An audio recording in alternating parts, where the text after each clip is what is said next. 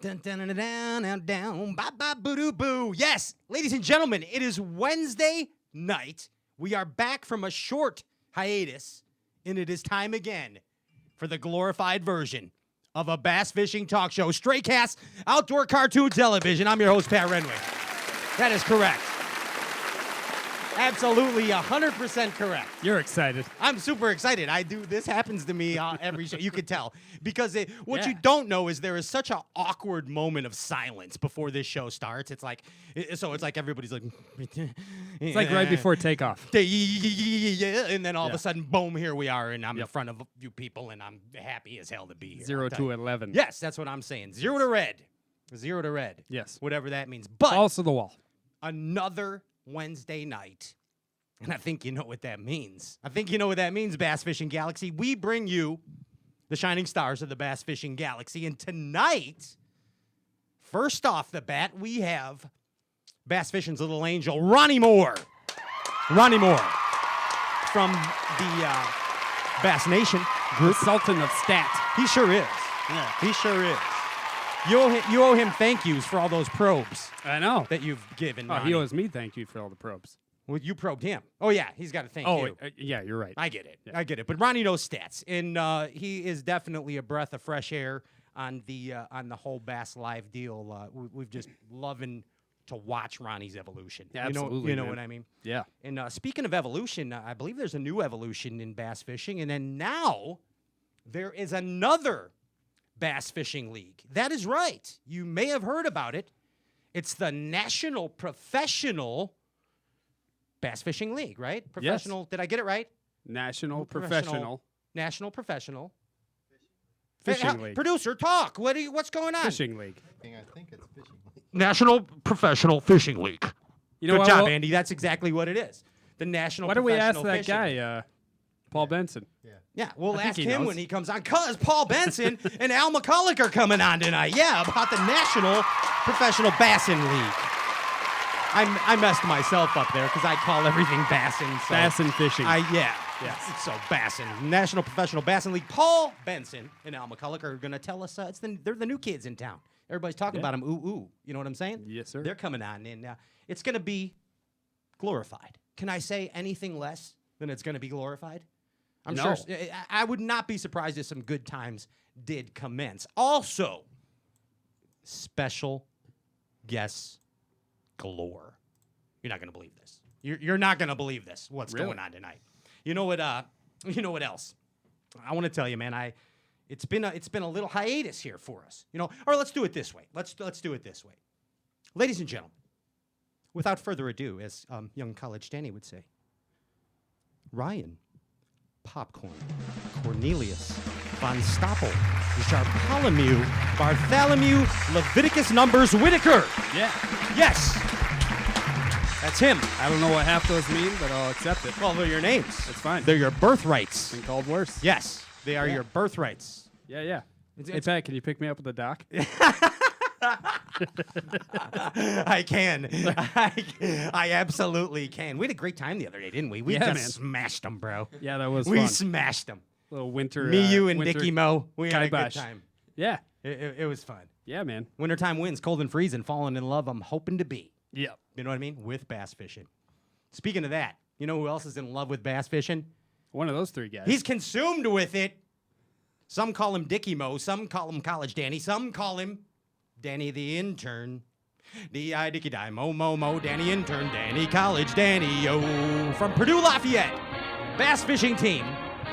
It's Danny Mohead. Hello. Danny the Intern. Danny, you have a new project that yeah, we're letting you do. they are. Keep that in mind. We are letting you do this.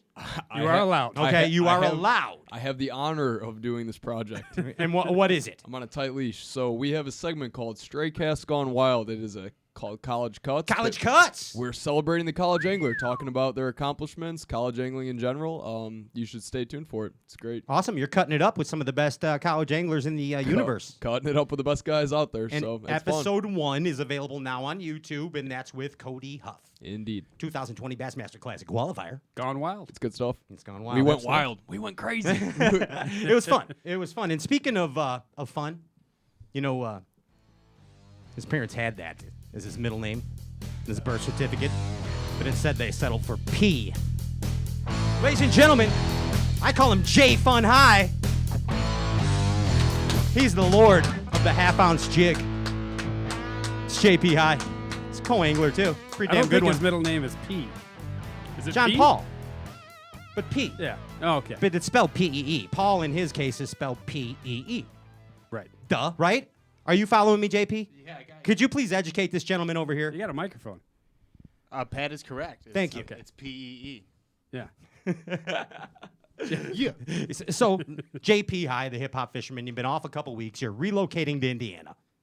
How is your life? Is it still shambles? When we left you last, it was in shambles. It is. It's rough. I mean, everything in Indiana is so far apart, and there's no sidewalks in my town.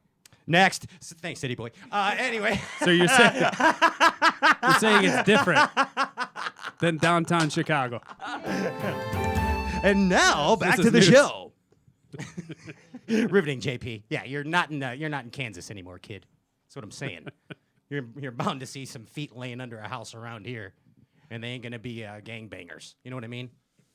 No idea what you're talking about. I don't even know. Just people trying to dig up their hidden change or Saying something? things. Saying things. Speaking of saying things, never short on words.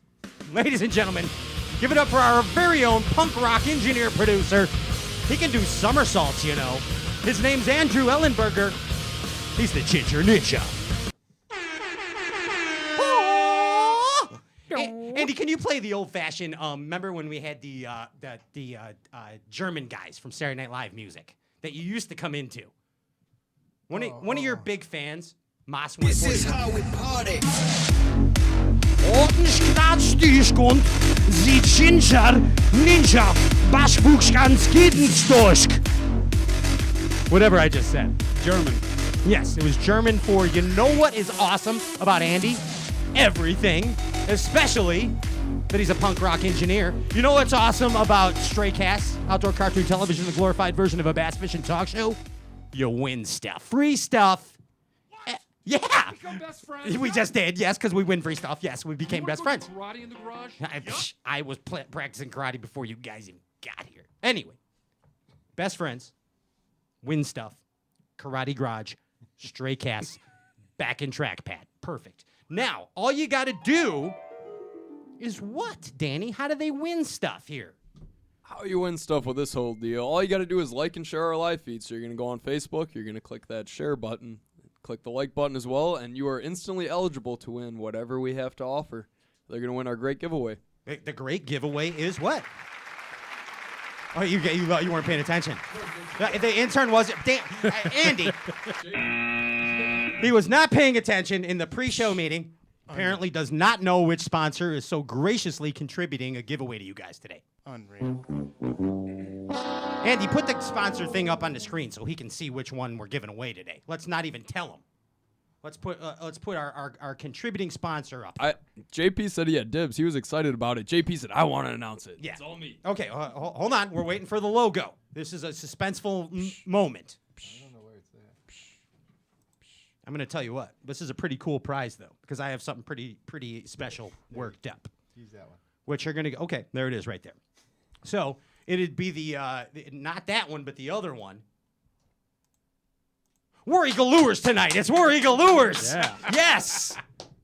See, Danny? We murdered that. you I guys. tried to make that as awkward as possible intentionally. I'm sorry. It worked out. Thank you. Thank you. But anyway, all you have to do is like and share the live Facebook feed. It's super easy. That's all you have to do. At the end of the show, JP High, the hip hop fisherman, will pick your name in a randomizer.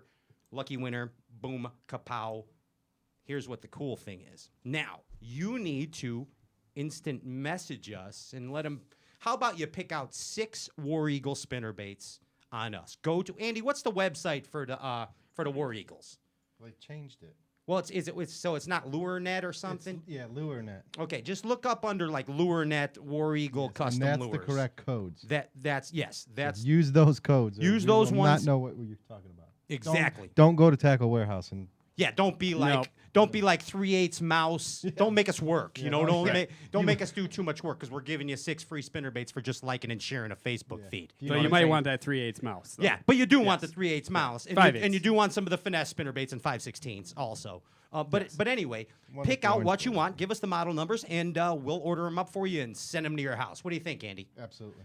Super easy. Hey, Don't make us work, or we will use them. yeah, Yes. you know what I'm saying. You know, if there's too much involved, they just might end up in the There old will straight be- cast sled. You know what I mean? Not our fault. You know what I mean? Hey, a couple things I want to go over real quick before we get into the show. Show? I'm sorry, I got lost a minute, but yeah, I'm serious. I'm upset about Jerry. I'm upset about Jerry McKinnis. Yeah. I was actually I didn't know we were fishing all day Sunday, and we found out when I got home. I was talking to Ronnie Moore on the phone, and he told me I had no clue because we were in Bassin land, you know. And I don't know, Jerry was very special to me, and that's all I want. We'll talk a little more about that later, but just want to tell you, I think we're all heavy-hearted after that tragedy. That's a blow, man. Yeah, it sucks, man. It's Jerry McKinnis. It's one of my heroes. But you know what? How about let's get on with some fun, Stu. Let's go. I had other stuff, but let's get Ronnie Moore in here, and let's turn jubilant. How about you put those power poles down and you don't go nowhere? Because when we get back, it's Ronnie Moore. Yeah.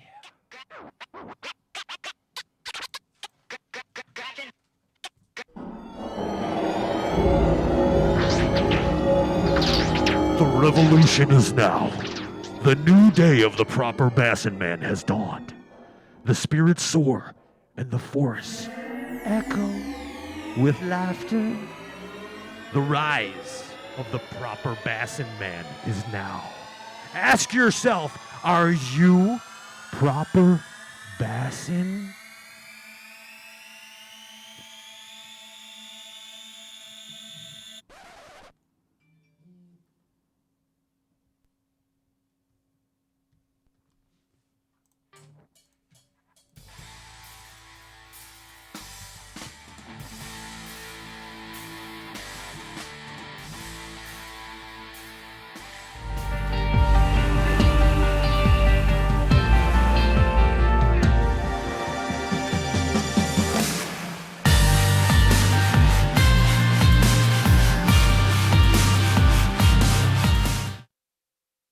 Step up your game. It has been said that professionals are only as good as the tools they work with, and Alpha Angler has developed the ultimate set of tools for you, the competitive angler. Alpha Angler custom rods, brought to fruition by the passion of master craftsman Jake Boomer and 2017 B.A.S.S. Angler of the Year Brandon Palaniuk. Alpha Angler rods are custom made in the USA. Designed and engineered to be perfect, Alpha Angler utilizes a very unconventional approach to making the very best bass rods, from drop shotting to flipping. Alpha Angler's focus is on building perfectly balanced tournament-grade bass rods at an affordable price. Join the Alphalution today and purchase direct at alphaangler.com. Step up your game. alphaangler.com. Hey guys, Micah Frazier here. I've got a bait from War Eagle Baits called the Buzz Toad. Big thing lately has been putting a toad style bait on a buzz bait, and preferably it's my favorite way to fish one. This bait here's got a quick planing head, a great hook, and it squeals right out of the package. The body of this bait is big and bulky, so it allows you to skip it. It planes quicker than a skirted bait would. In my opinion, it's just the way to fish a buzz bait. So y'all check this thing out. It's pretty awesome.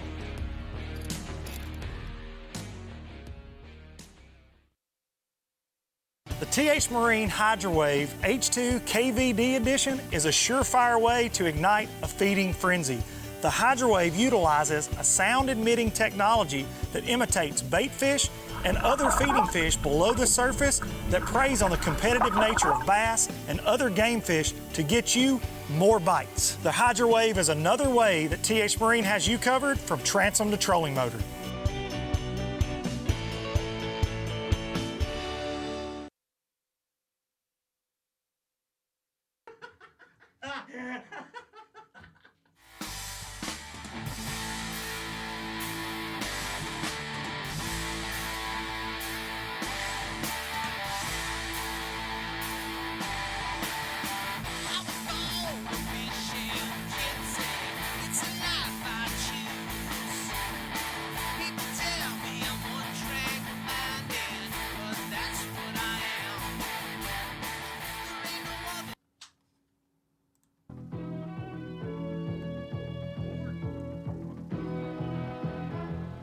born in a moonbeam over Orlando.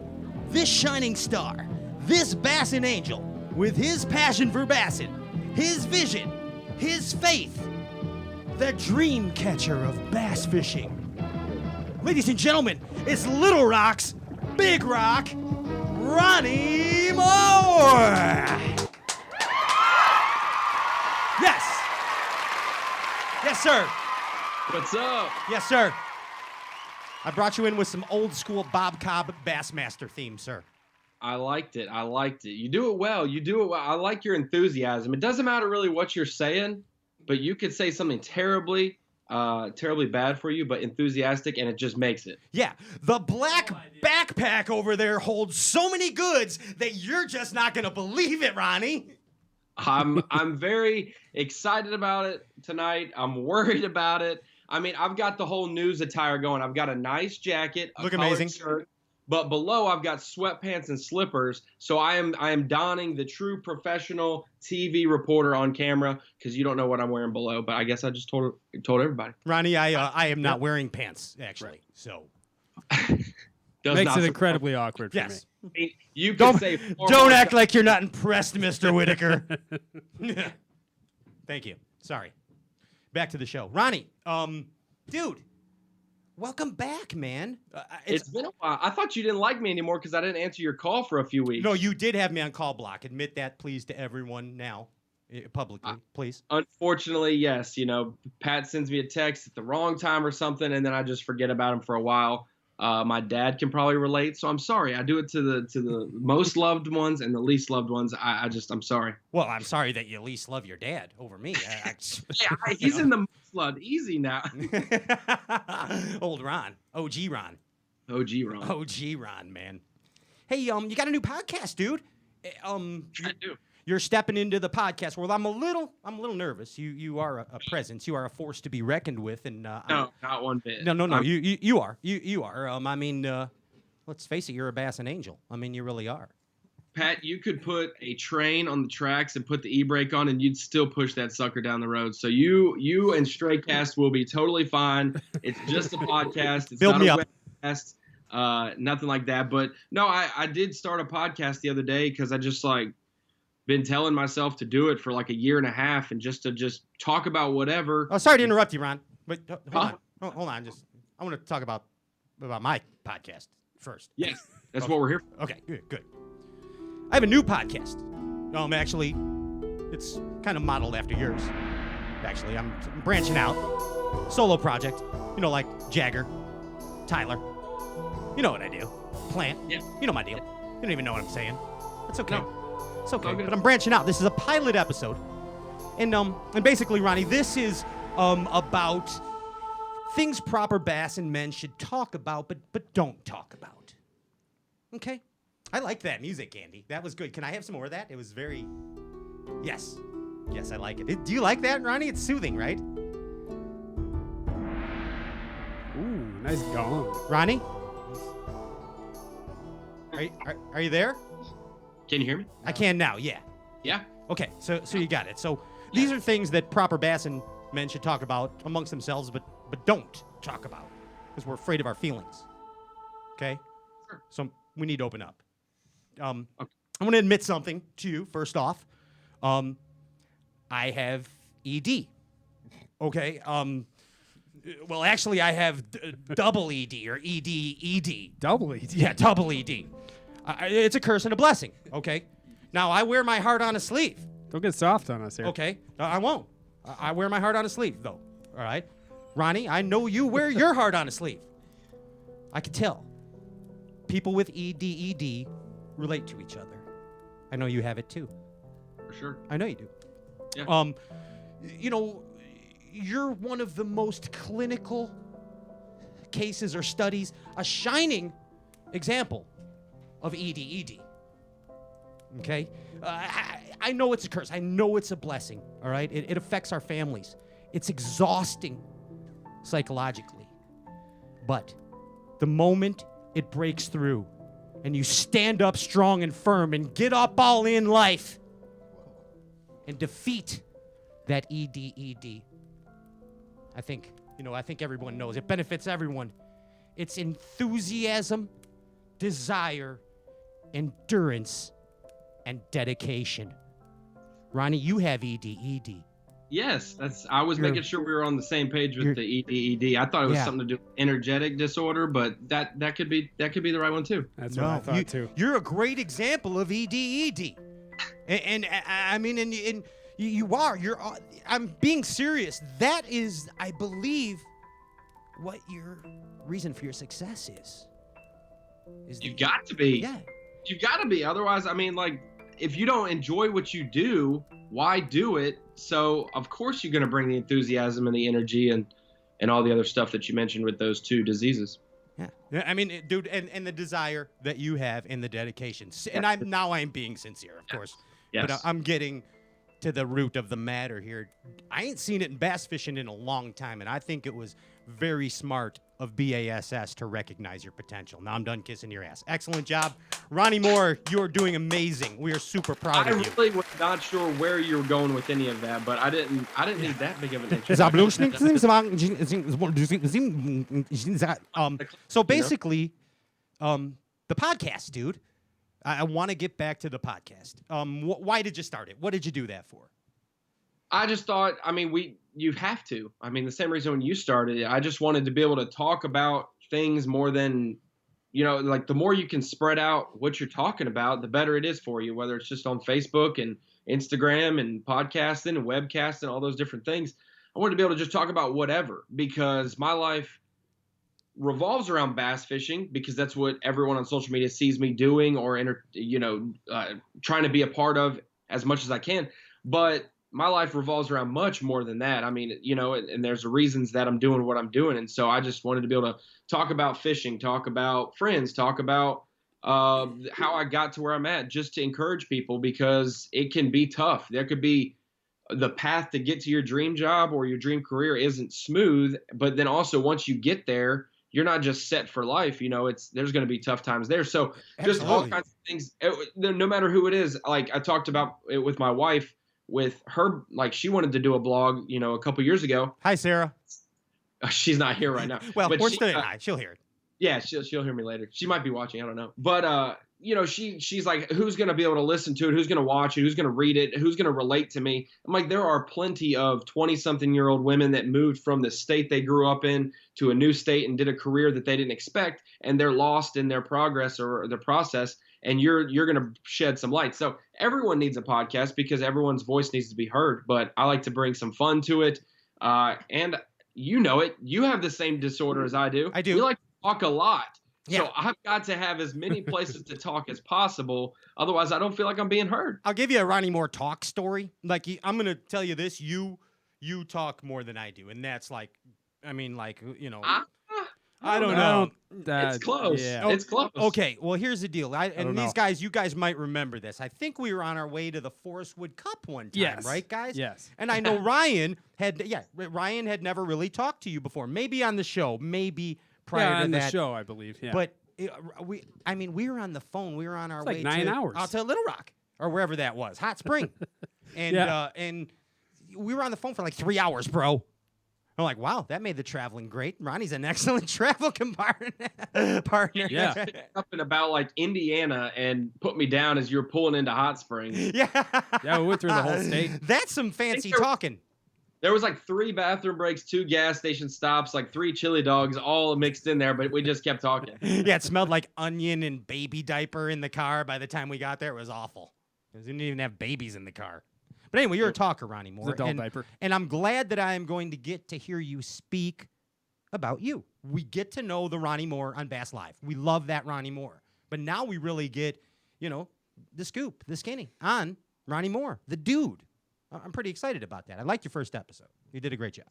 Thank you. I love storytellers, and you guys were talking about Jerry McKinnis earlier. Yes, sir. We introduced it. One of the best storytellers of all time. Tommy Sanders can tell the heck of a story. Mark Zona, Bob Cobb, all of the people that I've looked up to my whole entire life all have that in common. However they deliver it, they're all different deliveries, but they're all great storytellers. And I feel like the smallest event in someone's life could be the biggest event to them. It means a lot to them. So why not talk about it? Why not share it and make it awesome? 100%. And look, especially how much that conveys in bass fishing, Ronnie, okay? Look at how many times do you see a post on social media from a professional angler, from a weekend angler, any fisherman that, okay, here's a picture of me and Bill Dance from when I was 5. Here's a picture of me and Jerry McKinnis when I met him when I was 10 at a sports show. You know, I mean, those life moments, they're so important. Like you said, you don't know what moment matters to the individual. And I think you're going to make some moments, RM. You know what I mean? For sure. And there's people like Tommy and Zona that don't even know or didn't know that it was a big moment. But like I always tell Zona the story of, I said, hey, I'm going to be on your show one day. I was waiting out of the Classic in Birmingham. We were in the amphitheater where they were doing the nightly ESPN hit.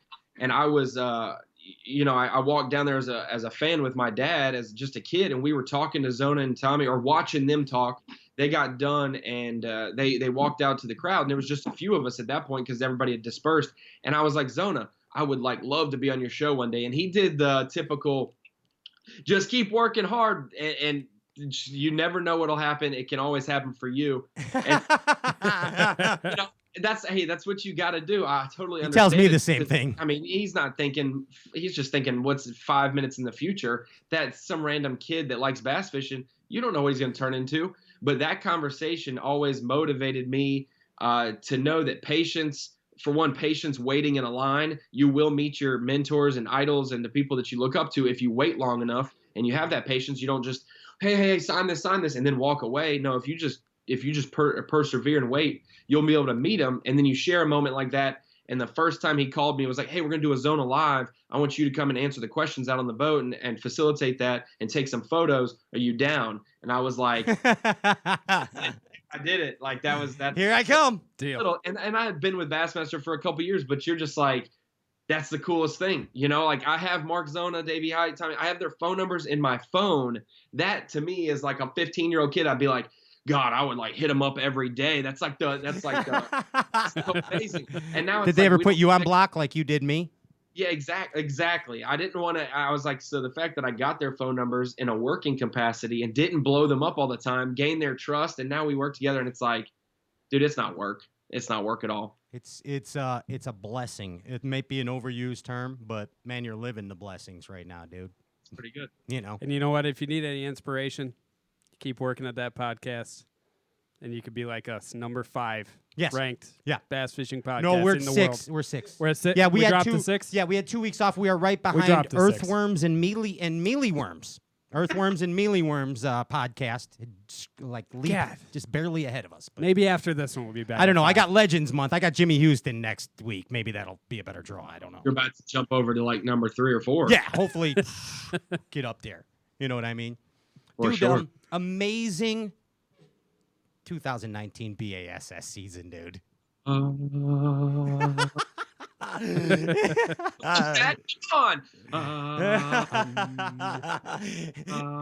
do we have angelics on that? Pat. Dude, I'm going to go back. See, we don't have those in studio. We don't have a button. So Zona was like, bro, he pulled me off to the side one of the shows and was like, dude, we don't have a button on the set. We can just push for that angelic noise. Can you do it? And I was like, I'm going to try. You're nailing it. And, ever since then, the Power Pole replay of the day will never be the same after that. You got good pipes, bro. You know what I'm saying? I could. What's amazing is I already envy your intern's set of pipes. That dude's got the deepest, most northern voice ever, and I loved it listening to it. I was like, dude, oh my gosh. Like, is he younger than me? I swear he's older than me because I just have 2 pitches, high and then higher. I don't have a low octave yet other than when I'm sick. Say something, Danny. What do you mean I have a low voice? I don't even have one. What up, Ronnie? You're a jerk, Ronnie. How's it going, Ronnie? Hey, I appreciate it, man. Thank you. Appreciate it. Yeah, you don't need to exaggerate it. Yeah, I know. Dickie. Appreciate it, Ronnie. Thanks, man. He's a cross between Thanos and Satan, actually, his voice is. It's kind of scary. They call him Satan. Who those are, but I believe it.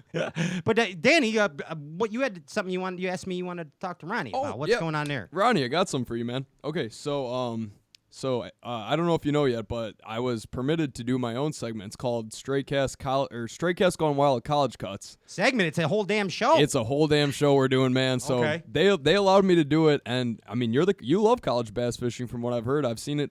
I've seen it myself. You love the college. He's bass got a scene. fondness, doesn't he? Yeah, you do. I was about Yeah. to say Ronnie Moore loves college bass. So. Yeah. Who do you think I should have on next? Like, what are some good guests I should have? Yeah, like, who should keep his eye on? throw some See, ideas. what you don't know is I was already lending the olive branch, however short my olive branch is. I was already putting it out there and said, "Hey, Pat, if you guys need any contact info for college guys, I like that idea. Let me know who you want, and I'll just text you the number, and you guys can do it." But no, I mean, there's some really good guys that I like. I've got a pretty good track record, if we could say it, of like that college angler he's gonna be in the pros. He's gonna be, like, and the ones I fished against, I was like, that guy's for sure gonna be a pro one day. You warned us about that Pat Walters character. Yeah. Drew Cook and Yeah. Jake Kerr, all of them. Like, I even fished against Shane LeHue, who's been an FLW Tour pro for Love Shane. 5, 6, 7 years, and now he's And on Troy. I love his pop too. So, no, I think that there's some really good ones coming out. I think Nolan Miner, he's probably watching. Oh, yeah. Virginia boy. For someone to not have, I can't name a lake in West Virginia. For him to catch as many bass as he's catching and good ones, and then to travel and to just show the endurance and perseverance and dedication to travel the country and do well. Nolan's a great one. Cody Huff's going to be a great one. Cole Floyd. I don't know if Cole Floyd could be on your show though, Pat. Well, it's not. See, what you need to understand is I want as little to do with this as possible. So this is an intern project. It's an amazing intern project, but. Well, I think that there's some guys who would need to open up and blossom, but they are fantastic anglers already. They just need to get either the personality or comfortable with just goofballs in the industry like us. But no, there's Cole Floyd, Carter McNeil, like a lot of these guys from Bethel University, Bryan College. A lot of those guys are just fantastic, and they're groomed already. But what I really love is seeing the West Virginias and the people from, the NC States, my school, East Carolina, just seeing all the people that are on clubs. They're not on scholarship. They're just doing it out of their pocketbook, or they're fundraising for it. I think when you see those guys go far, I really think that you could, you'll see them go even farther because they've already faced the hardships of trying to come up with money in college. Yeah, these kids can all talk already too. That's the most amazing thing to me. These kids can catch them, but they're coming through interviews better than a lot of the top name pros did 20, 30 years ago. Let's think about it. I got What are we thinking about? I got a little statement to make about that. So think about this. Bass fishing is so accessible right now. All right. It wasn't necessarily as accessible when like guys my age, like myself, Mark Zona. Bass fishing was not cool. We were like, you got bass. No, fishers, it was cool. Just other people didn't think it was. It was cool to us, absolutely. Thank you, Ryan. It's always been Thank cool. you for clarifying. Yeah, you're exactly right. It's like, I'd be slide Ryan the Bassmaster magazine at lunchtime. You know what I mean? Don't let anybody see this. It's not a penthouse. I promise you. But I mean, so it wasn't cool. But now it's more accessible. All right. The fact of the matter is, let's even go back to the Shryock boys. All right, it even wasn't as accessible for them, but they had a knack for it. Okay, guys, I could probably, when I was 8 years old, I could bust out the entire Bassmaster opening. It just depends on, and I think these young anglers, because of what they're exposed to, as well as the techniques, as well as the talking, as well as the promoting, that you're building monsters of bass destruction. Do you know what I mean?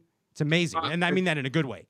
Yeah, 100%. I agree. And I think that it doesn't matter. Like I borrowed my dad's 18-foot bass boat in college to fish, and there would be brand new boats launching, and my partners that were maybe younger, less more inexperienced than I was, they'd be looking at the boats like, that's a nice rig, dude. And I'm like, I bet you $100 we beat them today. Because it doesn't matter what you fish in college. If you have it, you have it. And I'm seeing a lot more kids have it because they have to overcome those different things. They're already more skilled. You can tell what they do in their free time. They're not downtown at the bars or the clubs. Nothing wrong with that for some college kids, but they're wanting to go on the water in the weekend. They're getting their rest on Friday to go out and do that. And I can see that in some of those guys.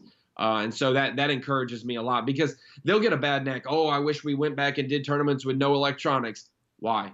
It's the same. That's literally, are we going to go back to the pigskin helmets for football? Like, no, we're not. We're going to, we're going to go shoot in a peach basket. No, we've got all this new technology. It's only making the sport better. And I think that it's pushing us to fish better. I mean, I've never seen these pressured lakes that are on the decline put out the big fish that they already are, because people are just figuring out and they're using their brains just like the guys who had no technology used their brains back in the day. No, you're absolutely right, because now there are no secrets with the mapping and the side scan and everything that we have. There are no secrets. So now you really have to be able to catch them, because you're not going to find occasionally someone finds a magic spot, but most of the time you just got to go catch them better than everybody else. Yeah. Now you can't just find that honey hole.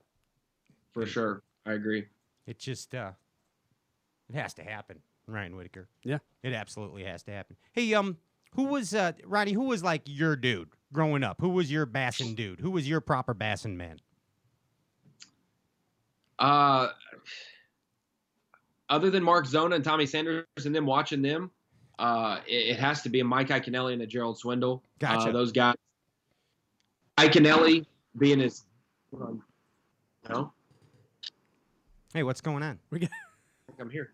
I see. We got you. Okay. So, no, it would probably be for me, fisherman-wise, a Mike Iaconelli and Gerald Swindle, because they both brought the craziness, like it was cool to be an energetic kid. Hey! There's my dude. I like this split screen. You see that? Ladies and gentlemen, it's I like it. Bassmaster Classic Champion, Davy Hite. Yes. I like to say Bassmaster Classic Champion.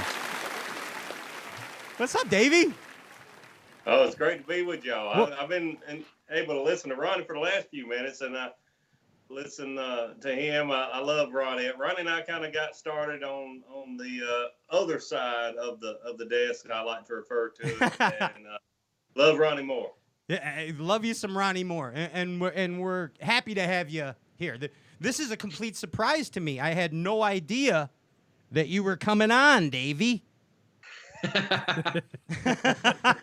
Yeah, I didn't either. I was at the Phoenix Book Plant yesterday afternoon, and then today for a while, and was able to get back in time. I appreciate you inviting me to be with you guys, Pat. Absolutely, man. It's great to have you back. And I would just like to say to both of you, while I have you together, I am sorry for your loss with Jerry McKinnis, for all of our loss. I mean that sincerely. So to you and the entire Bass family, I say my condolences. So. For sure. Yeah. Yeah. It's just really tough. I mean, Jerry was a close friend of mine. I was just looking at his book I got right here, and he sent me one and signed it, and it's awesome. Gosh, I mean, Jerry McKinnis. Everyone knows him for the fishing hole, no doubt, but he was a pioneer of changing our sport for television. In that book right there, I was just kind of looking through it, and I had forgot about this. They worked for FLW for a few years before they started covering the Bassmaster tournaments with the television, and changed everything. And it was just so awesome. And I guess that's why Jerry and I hit it off. I was lucky enough to win those first two tournaments that they covered that very first year. It went downhill from there maybe a little bit, but I just Jerry had passion.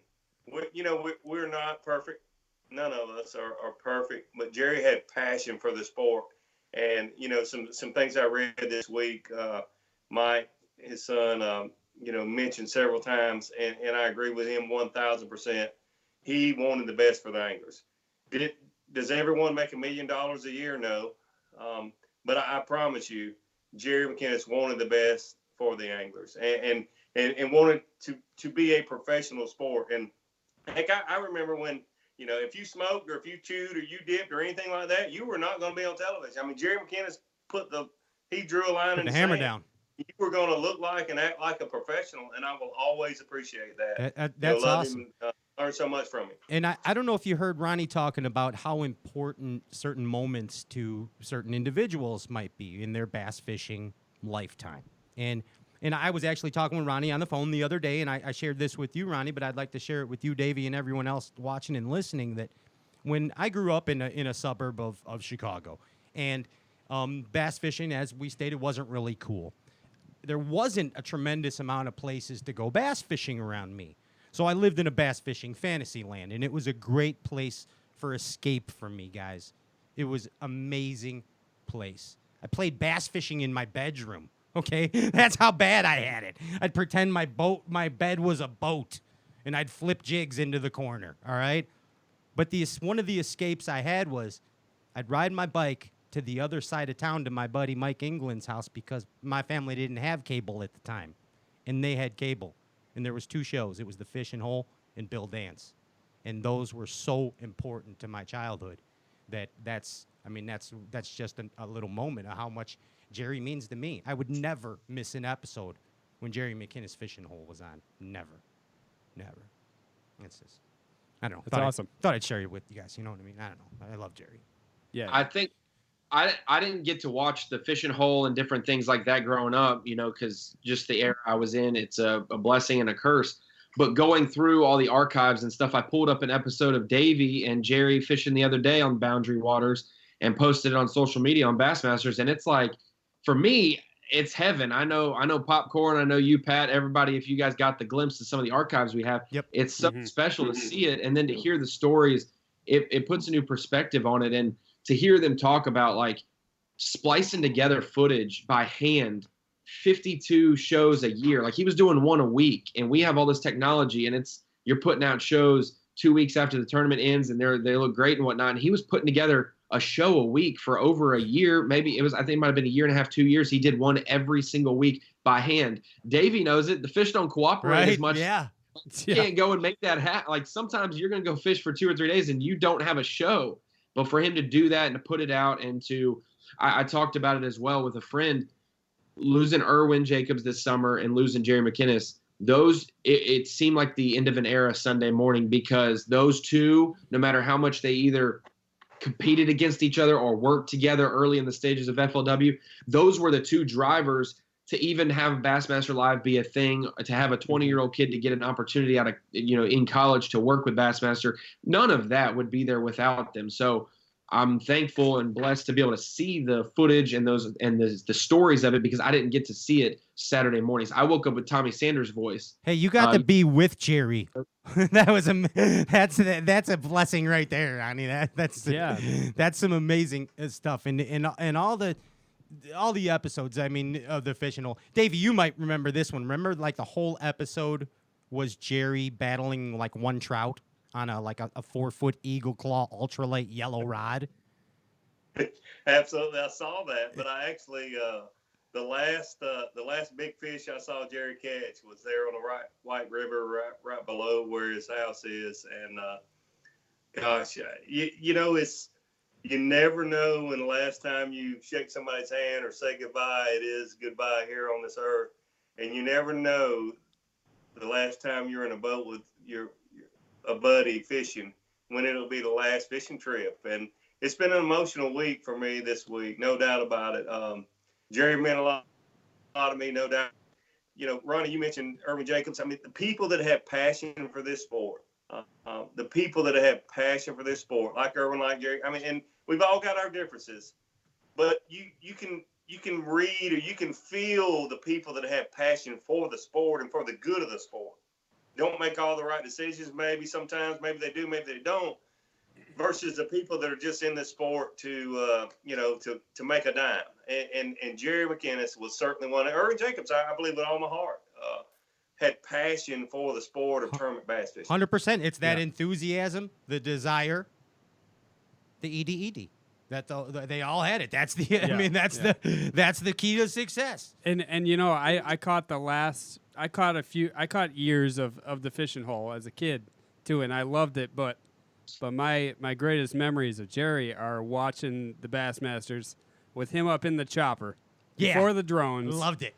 And just the fact that he had to talk loud enough. He had the muffs on. The FLW ones too. The when he was in FLW the ones when they're choppers. actually one where they're With Davy on the you. Mississippi. Following you, Davy, down Yeah. the Mississippi. Just his voice and him following you guys got me so amped up to watch a fishing tournament.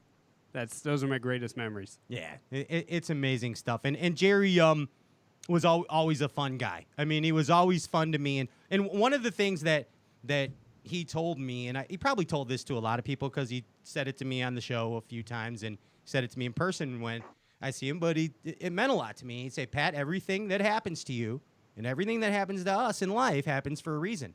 And we're not necessarily supposed to understand those reasons. And that I always remember that. The other thing I remembered about Jerry is he did always like to have fun. And I always heckled him and told him he needed cheerleaders at Bassmaster. That's what you guys were missing. You need cheerleaders at events, like Hooters girls, all the time. Yep. Okay? But it never happened, and I would always razz Jerry whenever I would see him somewhere. And I asked Jerry for some advice on the last show that we did with him, and he told me, you need to have cheerleaders on your show, Pat. That's what you need. So I know Jerry liked to have fun, and let's have some fun in honor of Jerry McKinnis, and we are going to face off a bass fishing legend, Davy Hite, and a future bass fishing legend, Ronnie Moore, against each other in a game of Bassin Jeopardy. What do you think, guys?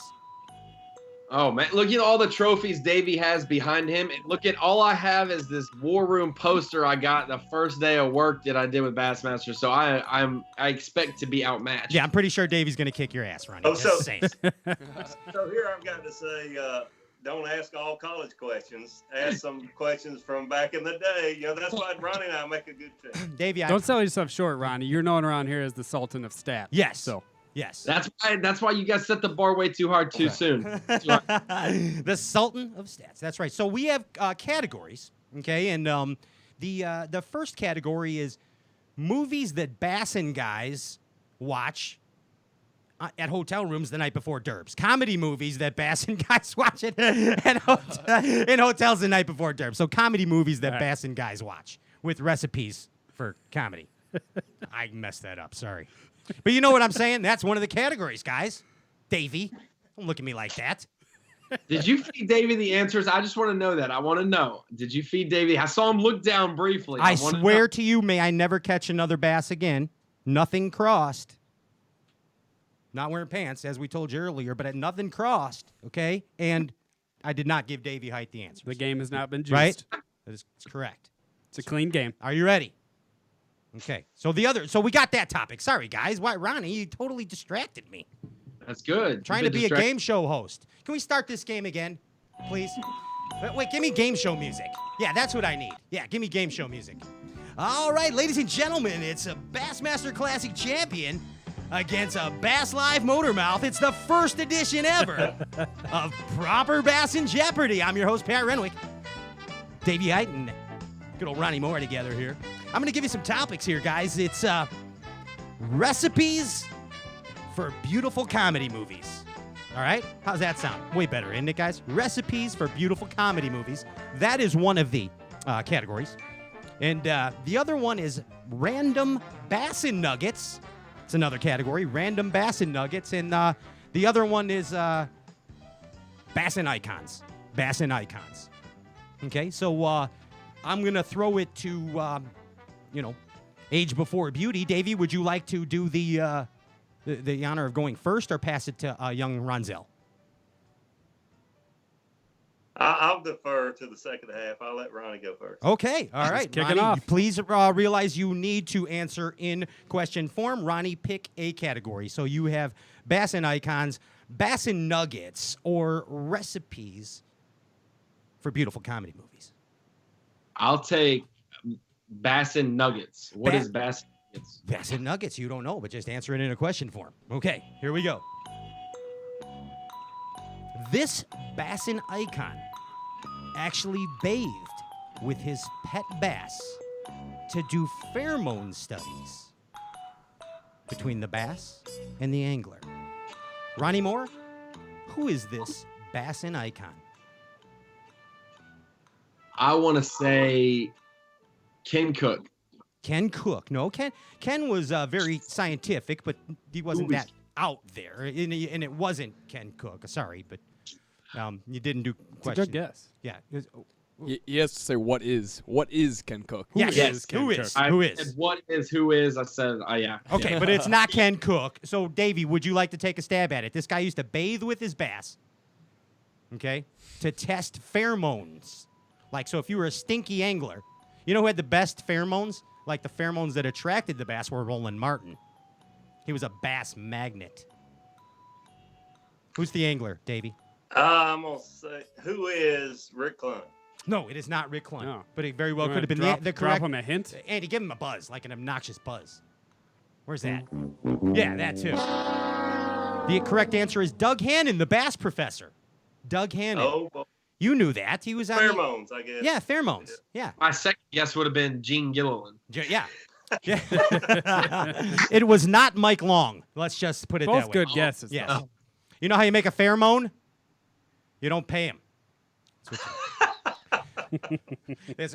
All right. Here we go. So now they both got it wrong. Now what do we do? Now, okay, so let's...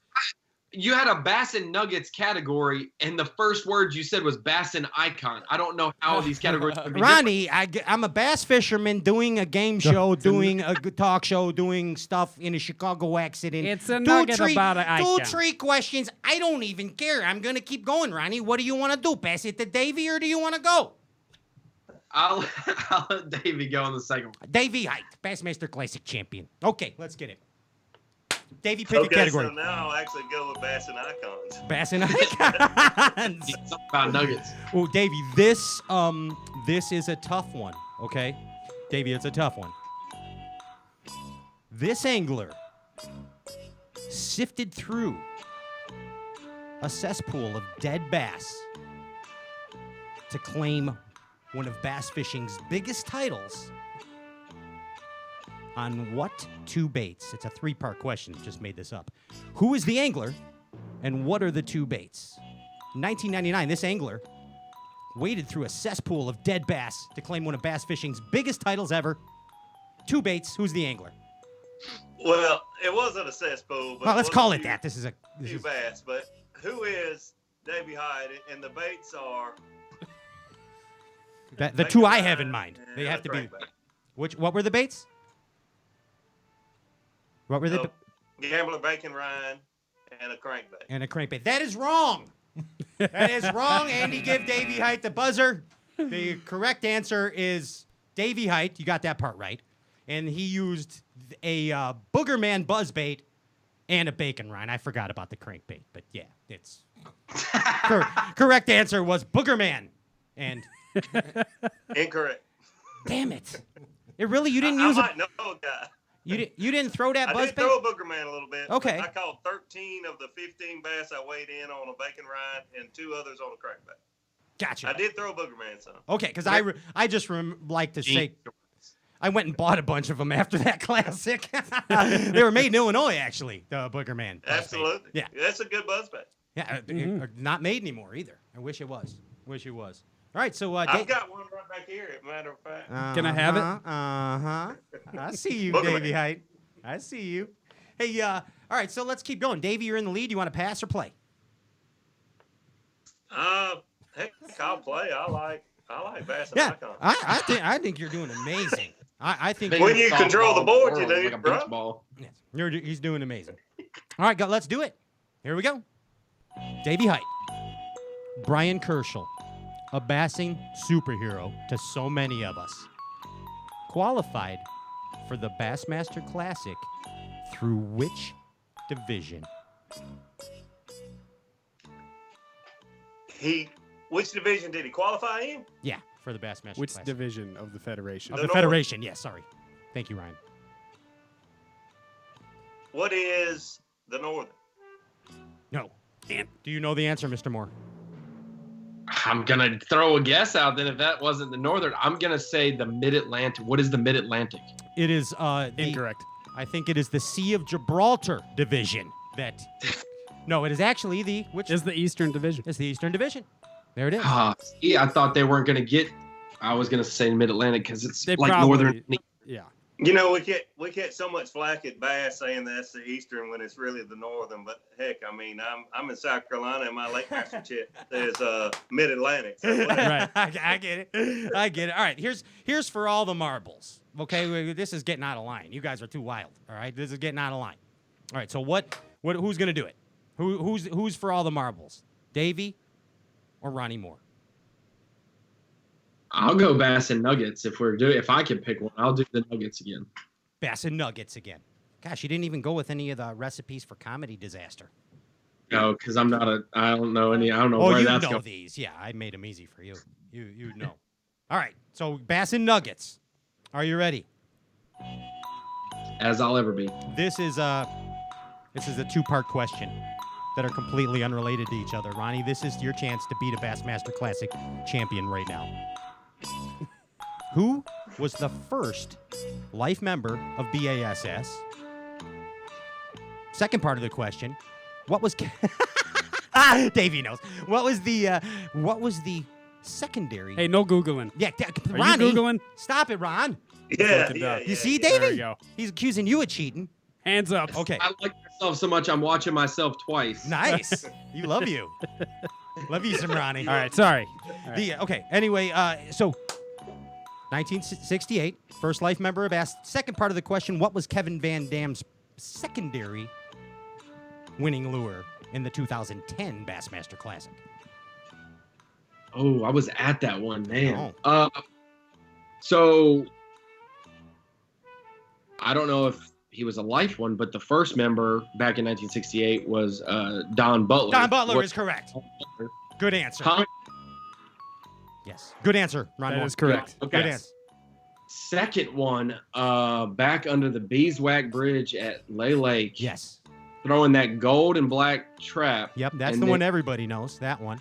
One everybody knows. So I'm just going to go out there and just say he was throwing a 3/4 ounce spinnerbait. That is incorrect. That's what I said. Yeah, that's incorrect. It's a very subtle bait. I'm going to pass it to you, Mr. Hite. Do you have an idea what it is? Well, first of all, since we are competing and we are competitors, Yes. Yes, sir. I think Ronnie answered he needs to say, who is Don Butler? You are correct. He didn't answer it right. That's why. Yes. So Thank you. I'm gonna protest Yes. on the one that he got right. And rightfully so, sir. It has to be in writing. And- rightfully and so. Then behind Beeswax Creek, it was not a rattle trap. It was a red eye shad. That's correct. Yeah. Yeah. Thanks. Yep. Thanks, Primary bait. Ronnie. And then the second one was Come on, Davey. Come on, Davey. he caught them all on the dang red eye shad. Yeah, but he was catching. Remember, I'm early in the on- morning, before they. I want you to win, Davey. I want you to win. Before they get. I don't want Ronnie to win. Before they went into the back of the cove, you know, where he was targeting them. Like square bill. Hey, it's close. Be a little more specific. It's another kind of crankbait. What is a square bill? No, it's another kind of What is a crankbait. 145? No. Say what is something other kind of crankbait, Davey. I want you to win. It's not. What is a Strike King crankbait? That's the answer. No, That's it's a the Strike King. Yeah, it is a Strike King's crankbait. It was a flat side, though. Congratulations, Davy Hite. Yes. That's a true champion. Learn. I should have said what is a booger man buzzbait, I guess. 'cause we're- Watch and learn, Ronzell Moore. Watch from your elders. There it is. I love how the questions that Davey got right. One was about him and one was about his roommate. I love that. Yeah. Well, you can tell who we play favorites with around here. Wait. Now that you guys I know, need to say this, Ronnie. I am impressed that you knew Don Butler. Yeah. That's all. Heck yeah. He read the press release at the beginning of the year. hey, now that you guys know it was a flat side, do you remember the flat side? No. It was made in Tennessee. It was a handmade balsa bait made in Tennessee. How about that? There you go. I was just There checking you up go. on your stats because I didn't remember it either. Boom, boom, pow. He doubted me. Don't be a doubting Thomas. Davey, I want to tell you, amazing 2019 season. We loved watching you all season. Great job, dude. And thanks for coming on the show and clowning around with us and having fun with your buddy there. It's Davy Hite. Thanks, guys. Give it up for Thanks, Davy Davey. Hite, Bass Galaxy. That's him. That is the Davy Hite. Uh, Take care, Davy. Say hi to the family. Happy holidays to you, sir. Hey, Davey, Great. thanks. Love being with y'all. By the way, thank you for the shout-outs on Bass Live at St. Clair. I appreciate that. Yes, I got lots of dates after that. That was awesome. Y'all were doing the running man up on the front of that boat. I had to give you a shout out. That was Tap Dancing Tommy. He modeled that dance after his hero, one and only D. Hite. That's you. Thanks, dude. Thanks, guys. Davy Hite right there. Ronnie, what do you think about all that? I love how he walks away so we could just see all of his hardware there. I just say, his trophies and stuff. He dropped the freaking mic because he won proper Bassin Man Jeopardy. Just spanked you. The Quiznos challenge of the day. Hey, it wouldn't be a Stray Cast show. You know that when we do viewer mail here, and whenever Ronnie Moore comes on, it gets out of hand. And it goes from 70 viewers to 77. That's how much I'm knocking it out. Well, we have some viewer mail questions, and I have them. Hold on, I have the guys who sent them in, and I'm going to let you pick who you want to talk to or who you want the questions from first. One is from Gord McKinnis. He's from Ontario. Gordon McKinnis has questions for you. There's other questions from Mark in Chicago. Mark in Chicago has some questions, and so does Miguel in Little Rock.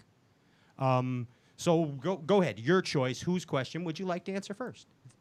Well, let's go with Miguel in Little Rock. Okay, Miguel in Little Rock, and I distributed these questions amongst the crew here, and I happen to have Miguel's. So now I want to warn you, this gets a little sexual. Okay, like this show started out as. I totally get it. I don't even know what you're talking about there. I'm giving you fair warning now. I mean, where's this guy? Okay, Miguel. Here's Miguel's. Now this is a 3-part question, of course, from Miguel. First part is it true that the 2000 Classic is your favorite movie? 2000 Classic. 2003 Classic is your favorite movie? 2003. I would say no. No. Might be up there, but it's not my favorite. Miguel thinks it is. Okay. He hears you wear chartreuse underwear. Is that correct? Are those your lucky underwear? Occasionally. Only when I'm trying to bathe with the bass, with the pheromones and all that, yes. I get it. Okay. It's attractant. It's an attractant. I get it. It's an attractant of Sarah, my wife, but it is an attractant of Bass, yes. Oh, there you go. Whoa, okay. Gotcha. Okay. And Miguel from Little Rock also wants to know, when do you think you will reach puberty? I'm actually going to prove to everyone that I've started puberty. Yes. Because I'm No Shave November. So in about 15, 20 days, it'll really come in nicely. And it'll look good. You beast. You are a beast. Nice. Yeah. I'm telling you. And finally, from Miguel in Little Rock, he would like you to do a mock lead-in to the 2020 Bassmaster Classic. A mock lead-in to the 2020 Bassmaster Classic. Do I have any kind of background or perspective? I mean, is this day one? Is this the final day? Is this? You're Ronnie Moore. Your call. Yeah, I mean. Oh my gosh. Miguel wants you to just, boom, cuff one. Here's music. Get it. Boys and girls, ladies and gentlemen, are we ready for the 50th Bassmaster Classic? Yes! In Birmingham. Because the boys, they caught him. The Big Burger King. Wow. That's it. That was the lead-in. That was really good. It was really good. I liked how you did like a little Mercer kind of deal too. You over-animated the feed there. You froze up. Yeah, you did. You blew it out. You blew up I scared all the deer in my backyard. You blew up the internet. Hey, Mark from Chicago has a question also, and Andy, I believe you have Mark from Chicago's question. No. Oh, what do you mean? I had Gord.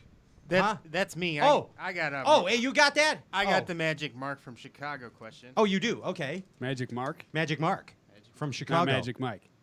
Mark from Chicago asks, Ron, have you ever come out and straight asked Tommy if he would retire sooner than later so you can take his job? Wow. Mark from Chicago. Wow. I would never directly do it, but more so out of respect, just make candid jokes with him during commercial breaks. Maybe enough to convince him or to irk him, either one. He's either going to punch me or he's going to walk out. Wow. But he is one of my favorite human beings on earth. So the longer I get to hang out with the Thomas Sanders, the better I will be the rest of my life. There it is. Boom, right there. That's a I brutal, tried brutal to question. From y'all know this now. Yeah. It's documented. Poisoned him twice. So I could host live for at least an hour. We learned that last time you were on. Yes. And finally, who's this guy? Gordon McKinnis from Ontario. Andrew Ellenberger, the Ginger Ninja, apropos, has this question. Ronnie, Gord would like to know, when you use potty mouth language when fishing or, say, working on a TV shoot, do you care if anybody hears you?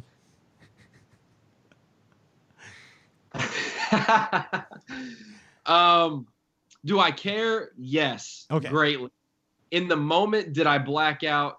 Yes, probably. Did I catch myself? 100%, and was very worried after that. Who do you think that question was from? And have never done it since then. And actually asked the producers to clip out that 5 seconds of the recorded so no one could go back and find it. All true statements. Did it work? Nice. It did. They went and cut out a 4-hour broadcast. They cut out 5 seconds of it and had to re-export the whole thing just to save my life. You're a regular rebel like your idol Mike Iaconelli, aren't you? Yes. Mix him and Zark Mona. It's like a crazy drink. Like off and some Mucinex mixed together. Oh, that sounds like good times. Right Cocktail. there. Ronnie Moore, dude, we're running way over. I would love to go more with you. I'm having an amazing time. If you can't tell, I love when you come on this show, dude. You are welcome here anytime. And of course I'll come on your podcast. I thought you would never ask. Exactly, Pat. I was just about to end it with that. It was going to be my big deal, but you read my mind because we're on that ED deal. We both have ED. Yeah. Yeah. Yeah. I love it, Pat. I love the show. I love your enthusiasm. I love all the guys doing it in there just to do it. That's how this all does. We love bass fishing. Works. You do it because you love it. So I love y'all. Ladies and gentlemen, give it up Thanks, one more Ronnie. time for Bassin's Angel, Ronnie Moore. That's right. Mic drop out. Yes. Hey, don't go anywhere. We got Paul Benson and Al McCulloch from the National Professional Fishing League coming up next. But a couple things I want to remind everybody about. There's a big deal going on. Yeah. Our buddy Paul Garrett, I believe it's the Special Ops Survivors. The Special Ops Survivors Derb. Yeah, going on November this 9th. November 9th. Saturday. Lake Norman. $150 per team. It all goes to charity. It is at the Queen's Landing at First Safe Light. Okay. Imagine that. Yeah. So this Saturday, get out there. Catch some. And we'll have that information up on our social media over the weekend and tomorrow, actually. And you can see that and check it out. It's, of course, benefiting an amazing cause, Special Ops Survivors. Yes. This whole group helps out not only the survivors themselves, but their families. Right. And this whole event is in honor of Jerry Gass as well. Okay, excellent. And they're great guys. Absolutely. Yeah, we awesome. love Those Gass. guys are awesome. We always have a good time when we run into them at the Absolutely. shows. We always end up next to them somehow. Yeah, I love somehow. it. Yes. I It's think good we stuff. spent 12 hours a day, 4 days in a row with those guys. We share moments. Yeah.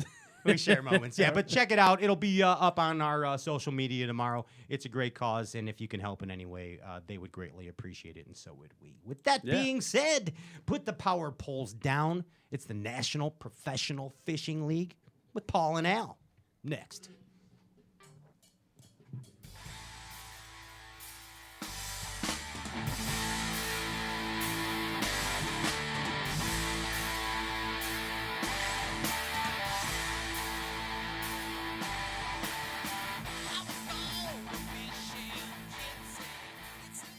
Mike Iaconelli. This is Bass U TV. Here's what's awesome about Bass U TV. You get the top instructors. You will learn things at Bass U that you will learn nowhere else. We take the mystery and the myths out of bass fishing. Real tools that help you catch more fish consistently. At Bass U TV, shoes are optional. And I like turtles. And that's why you want to check out Bass U TV. Join the Bass U family. Welcome to Bass U TV.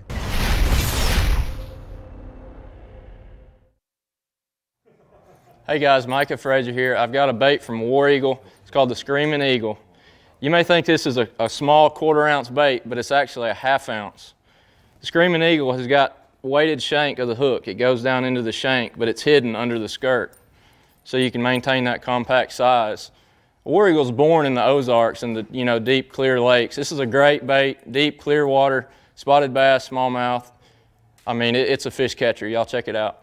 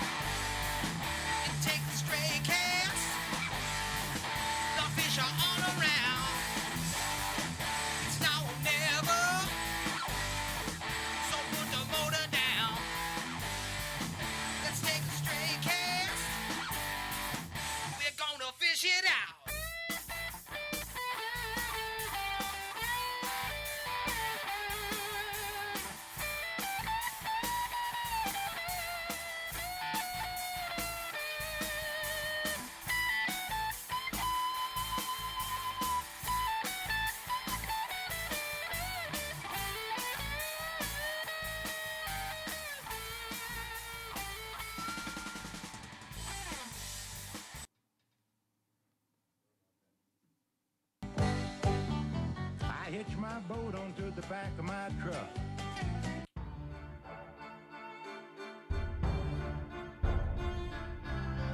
Come with us, children. It is the new day, the new dawn. We must run through the forest to hear the news. There is a new bass fishing league in town. Hear ye, hear ye. Read all about it. It is now time for the National Professional Fishing League. Paul Benson and Alan McCulloch right now.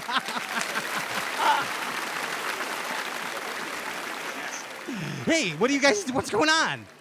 Fishing League. Uh-oh. Paul Benson and Alan McCulloch right now. Holy cow. I hear me. There we go. There you are. What's up, Paul? What's happening? What's up, Big Al?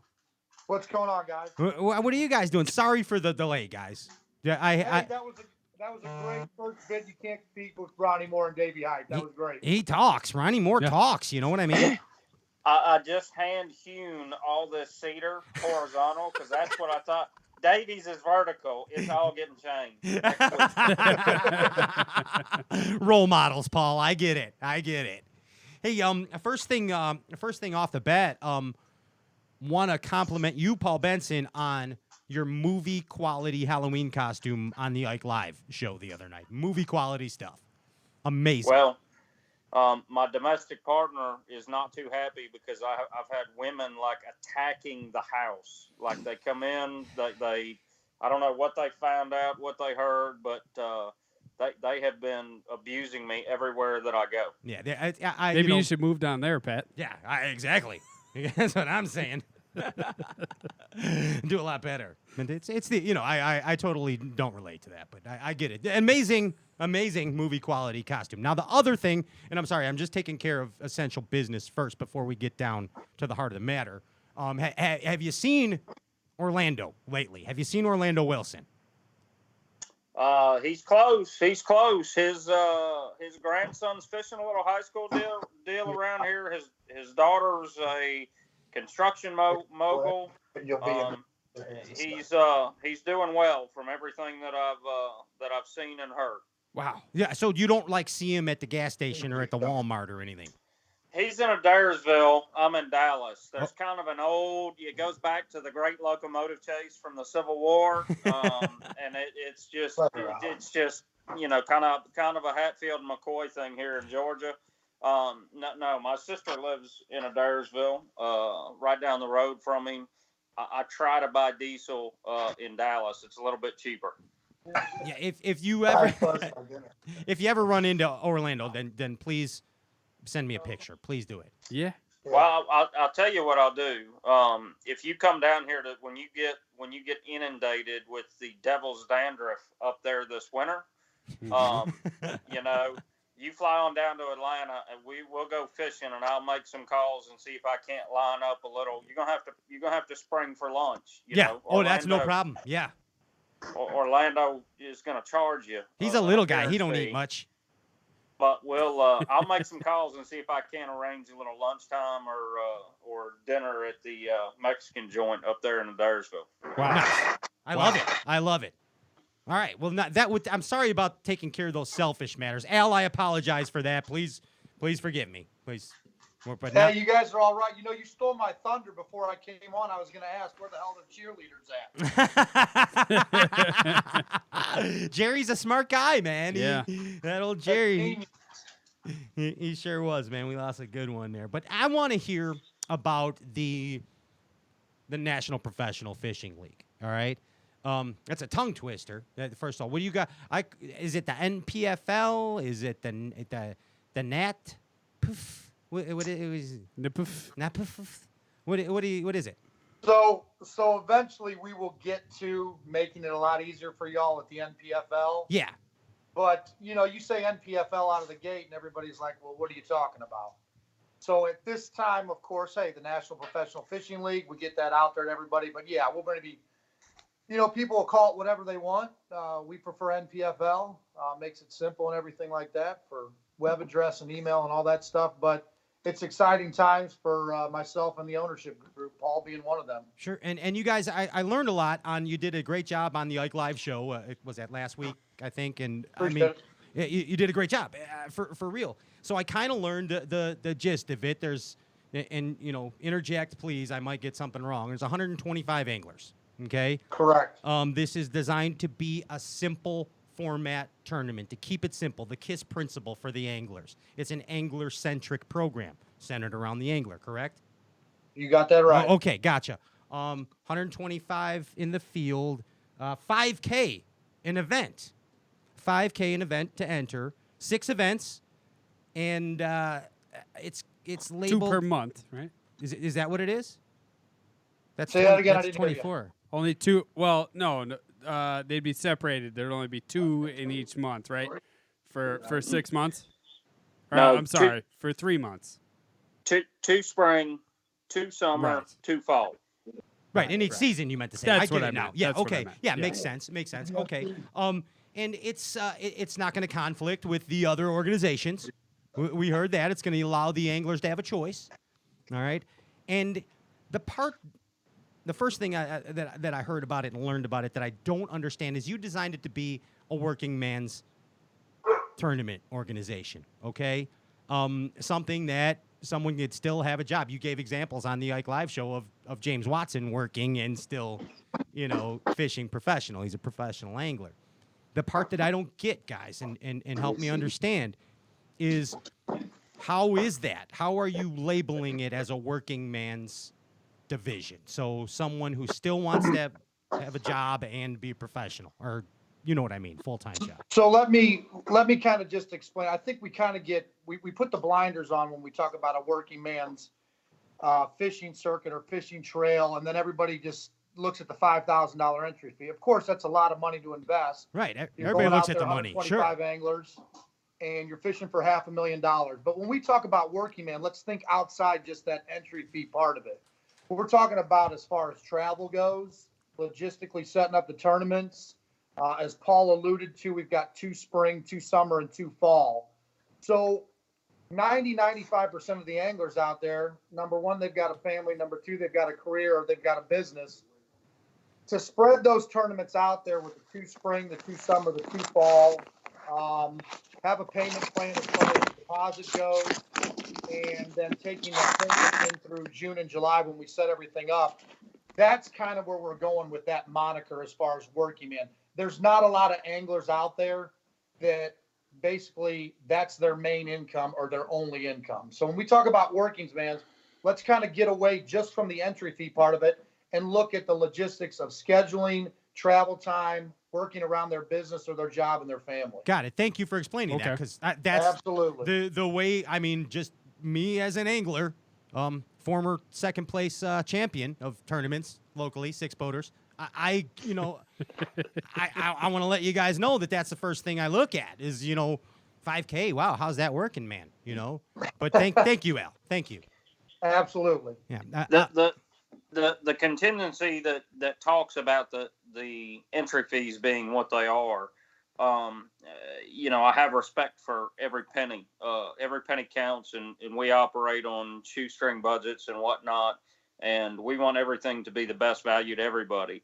That being said, somebody has to have skin in the game. The FLW, everyone's concentrating on $5,000 a tournament rather than $30,000 a year. We're $30,000 a year in 2021. This year, FLW's $40,000 a year. B.A.S.S does have an early entry discount for guys that pay cash up. That even at that early entry discount, I'm not 100% clear what's going on in 2020, but I believe the number is 25.5. So when you're running in comparison to the level of fishing that we're expecting people to make an investment in, we're right there in line with everybody else. We do have less tournaments. So, I mean, if it has to be broken down per tournament, we may be considered more, but on an annual cost for the angler, we are actually less expensive than a lot of other folks. That being said, there are great organizations out there, the B.A.S.S Opens, the Nation tournaments, BFLs, Costas. There's all kinds of various tournament organizations out there in a price pattern that the people that don't like the $5,000 entry fee are in on. We have a lot of anglers who are willing to put that money up because it kind of disseminates the field to everybody's got an equal share of skin in the game at that amount. I see. Now, the 125 guys, right? Is this filled? Currently, right now, we're taking applications and resumes, and they are coming in hot and heavy based on, the press release last Monday, the items that we've got up on our website currently, plus all the exposure we get with you guys as far as your show goes. So Paul made put a good video out there last week on our Facebook page, and it's also up on our website. Look, we'll be the judge of who's good and who's worthy of getting in that invite. So anybody out there who has aspirations and they want to go out there and fish against some great competition for some big bucks, $500,000 per event, throw your resume for us. Go up to the website, fill out the application, and we'll give you a good look. It's pretty cool that you're offering an additional opportunity, in my opinion. Now, here's my question to you. 125 spots. You have also the B.A.S.S Opens. You have also the B.A.S.S Elites. You have also the B.A.S.S Pro Tour. You also have MLF. You also have whatever the FLW MLF merger thing is going on now. So out of these 125 anglers, the ones that have already signed up, are they finding it easy to procure sponsorship for a league that is not yet established? Are you getting any feedback or any type of question or any type of rebuttals or positive, negative, whatever it is? Well, the immediate feedback from the anglers who have said they're extremely interested and want to participate have voiced their opinions on how we need to approach certain sponsors. So let's say Ryan was an interested angler and he's sponsored by TH Marine and War Eagle and all these guys. We have had those calls where Ryan would call up and say, "Hey guys, I'm interested. I want to fish. Can you reach out to War Eagle, TH Marine, and all my anglers, Alpha Angler, whoever may sponsor Ryan?" And and can you reach out to them and make sure that it's okay, that I'm going to fish your deal? I have heard from numerous anglers that sponsors without our involvement, just for 2020, I've had multiple, I'm comfortable to say FLW Tour anglers who I've spoke to, whose sponsors have come to them and said, what are you fishing next year? It's our deal with you is dependent on that. That shows that there's a little bit of an issue out there for some companies with, depending on what anglers, are fishing what. In our opinion, there is no closed door. We're all inclusive, not exclusive. We will have some different various levels for sponsorship. We're not looking for 5 specific title sponsors and then locking everybody else. We want to have an open and fluid partnership, so that if an angler is representing Falcon, Charger, Phoenix, whatnot, I had a conversation this weekend with an angler who felt that he was slighted on one of the other major tours because he didn't have the right boat. He did well in a tournament. It's not the first time we've heard that. No. Well. So these are things where we, as an organization, Al, myself, Brad, and Michelle, all deal with these anglers on a day-to-day basis. We kind of are, as sponsors for other companies and whatnot, we're kind of a listening post. We're kind of a support program for these guys, and that's why we're creating what we're creating. Just because somebody doesn't pay us to be a sponsor, whether we're on network television, whether it's live, whether it's whatever it is, just because, let's say we line up Ranger, Falcon, and Phoenix as title sponsors. If somebody's going to rock a ballistic, if somebody's going to rock a Charger, Nitro, we don't care. It's on the angler to help us to understand what's important to their sponsors. And if they do that, we're going to do our damnedest to make sure that everybody gets as much coverage as they can within reason. That being said, Pat, you know just as well as anybody, the money talks, and we have to make positive business decisions as well. And that's why I asked that question, because there's not. I've talked to, since you made the announcement, Paul, and since I learned that you were involved in this new league, you and Al, and you're both well respected in the fishing industry. You really are. I mean, you have some history. Now, quit shaking your head. Whatever. You are. You are, Paul. Snoot, all right, well, Paul's not, but Al is. So anyway. I'm getting tainted by Paul, guys. Yeah, sorry. Take him away. It's a company you keep, Al. Didn't your parents teach you? So absolutely. Yeah. My dad's watching right now. That's even bigger, Al, huh? Your dad. Absolutely. Okay, I got you. But the you guys are well respected in the industry, okay? And I've spoken to numerous professional anglers. Actually, I'm just going to say 3 of them. So that's kind of, what happened to Paul numerous. again? Paul, are you okay? Paul?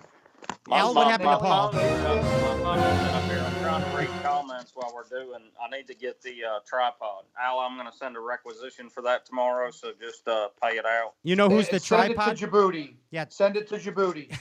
There you go.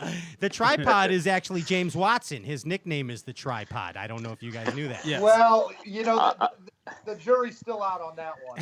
Yeah. According to who? I don't know. Just a picture I saw with James in a tripod. The tricycle. Yeah. Hey, Paul, you mentioned coverage. What kind of coverage? Do you guys have anything set up yet? And do you know what kind of coverage you're going to get on these tournaments? Can you hear me? I'll answer this one, Paul. Hey, Paul, I'll answer. We've got 15 8mm cameras. Perfect. Okay. Ass. Like the dad cam? Like the big Exactly. camcorders? We're gonna Paul, send go out. ahead. We're gonna send out replay A tracks weekly. They're gonna be recycled week in and week out. So please send them back self-addressed stamped envelope. Send it to real to real. Wait, hold on one second before you guys go, because I do want to hear about the coverage, but I still want to talk about the money and the sponsorship part before we move on. Okay. Yeah. Because I'm still not clear on it. I was getting at the point that you guys are respected in the industry. Okay. Everyone that I've spoken to has great things to say about the potential of the league. I've actually spoken to 3 Elite Series anglers about your league. Okay. And they sounds like a pretty good idea. Okay. Especially with there is no certain future in anything, and especially bass fishing leagues right now. Okay, let's be frank about it, all right? This could be good timing for you guys. Here's the thing. What I'm hearing is the rebuttal, all right? And I mean no disrespect by this whatsoever, okay? And just, we know each other. Now, the problem is, am I going to be able to get sponsorship for this league? That's what I'm hearing. That's the deal. Am I going to be, as a new angler, am I going to be able to get sponsorship for this league? And there's 2 fields of thought. One, that it's going to be hard, but it can be done based on your resume. Okay. The other one is basically, it just comes down to the nuts and bolts of it. All right.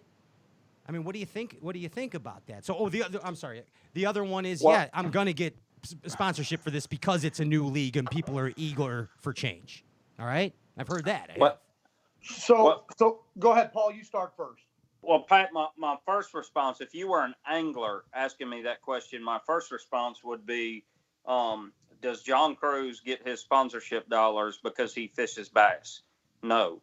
I have talked to several FLW anglers. As some folks know, as some folks don't know, I'm the vice president of Cash and Fishing Rods. And when the FLW was purchased, I had multiple anglers call me who we deal with on the FLW tour, and they say, is our deal still the same? Is it okay that I'm fishing this new FLW deal and we don't know what it is? And I told them all, rest easy. Me as a manufacturer, and maybe I'm wrong in my decision, I'm sponsoring James Watson, not MLF. I'm sponsoring John Cruz, not Bass. I have the utmost respect for those organizations. It's the work ethic. It's the work ethic of the angler that determines what I'm going to base spending my dollars 100% that on. EDED we talked about. But I think what Pat's asking is, you sponsor James Watson because he's James Watson. But if James Watson was just fishing his little local 10-boat derby, you wouldn't be putting money into him. You're sponsoring him because he's on a platform. So I think that's what Pat's asking. Well, I'm asking exactly. Well, if the anglers that don't necessarily have the track record, let's put it that way, that a guy like John Cruz does, or a guy like James Watson. If you don't have the track record, that's what I'm hearing. That's why I'm bringing it up, that it's harder for guys like that to get sponsorship. Is that true or false? What do you think? I think I can safely say without kind of tipping our hat, and we're not trying to make everything sound like smoke and mirrors, but one thing that given 125 other guys who aren't in the industry 100% all day, every day, also opens the door for is a lot of other companies and folks that don't currently sponsor fishing. We want to participate with all the major motor manufacturers, but we understand that budgets are tight. We understand that they may not see this as a long-term viability right off the bat because it's not what they're used to seeing. You say we're well respected, but Al and I will be the first to tell you we're kind of the new guys. We're kind of the rookies, and that's fine. We like that position where we're at. That being said, with the way that we are working directly with the anglers to build this trail, I think based on the angler response and how we take care of our anglers will significantly allow the manufacturers to see that we are a force to be reckoned with and somebody to put sponsor dollars with, because they know it's going to excellent use, as far as we run lean, we run mean, we're good stewards of everything that we do, and we're going to put out the best viable product we can, and help these anglers get more time in front of the camera and a larger disbursement of availability for these guys to showcase their skill set. Let me add on to that just real quick for you guys, and then we'll move on and stuff. And when I came to Paul and Michelle and Brad, who are Omega Custom Tech, when we put together this ownership here, you look at 85 spots on the elite side, about 80 on MLF. It's down to 150 on the FLW Pro Circuit. You're looking at 310 professional anglers, so to speak, in the world. Okay. Yeah. I look at guys down. I cut my teeth with Anglers in Action, the Big Bass Bash, and the Terrell family. Yes, sir. I've been doing it for 15 years, so understand the optics and the logistics, the marketing, the sponsorship part. And behind the they're scenes part of owners the too, right, running Al? What's that? The Terrells are in the ownership group too, correct? No, the Terrells are not. They own Midwest Fish Tournaments, Anglers in Action, and the Big Bass Bash. Okay. The ownership group is Paul Benson, myself, and Michelle and Brad from Omega Custom Tackle. Oh, that's right, Michelle and Brad. What's Michelle and Brad's last name again? Fuller. Oh, that's what. Yeah. Fuller. Yeah, okay. Never mind. Continue. Sorry to interrupt. So to get back to that, our belief, look, like I said, 80, 85, 150, that's 310 as far as the professionals go on that platform. There's a lot of guys out there. You look at Dylan Hayes, who just won the Costa down there at Lake of the Ozarks about 3 weeks ago. You got a lot of the BFL All-Americans. You got Roger Fitzpatrick that just killed it over at Grand Lake and stuff. We firmly believe, as far as marketing power goes and bringing in sponsors, whether they're endemic or not endemic, there's 125 anglers out there and personalities that we can provide a platform for, and we can have some hammers out there. Yeah. The great thing about that, for guys like you at Straycast, here's 125 more personalities I like that it. you're going to become familiar with. Yeah, exactly. Oh, yeah. And just, absolutely. Just like the elites this year, we got to know a lot of cool new people. You know, Yeah. so did you Absolutely. guys. I like it, and I like the fact that you said it. You touched on both points.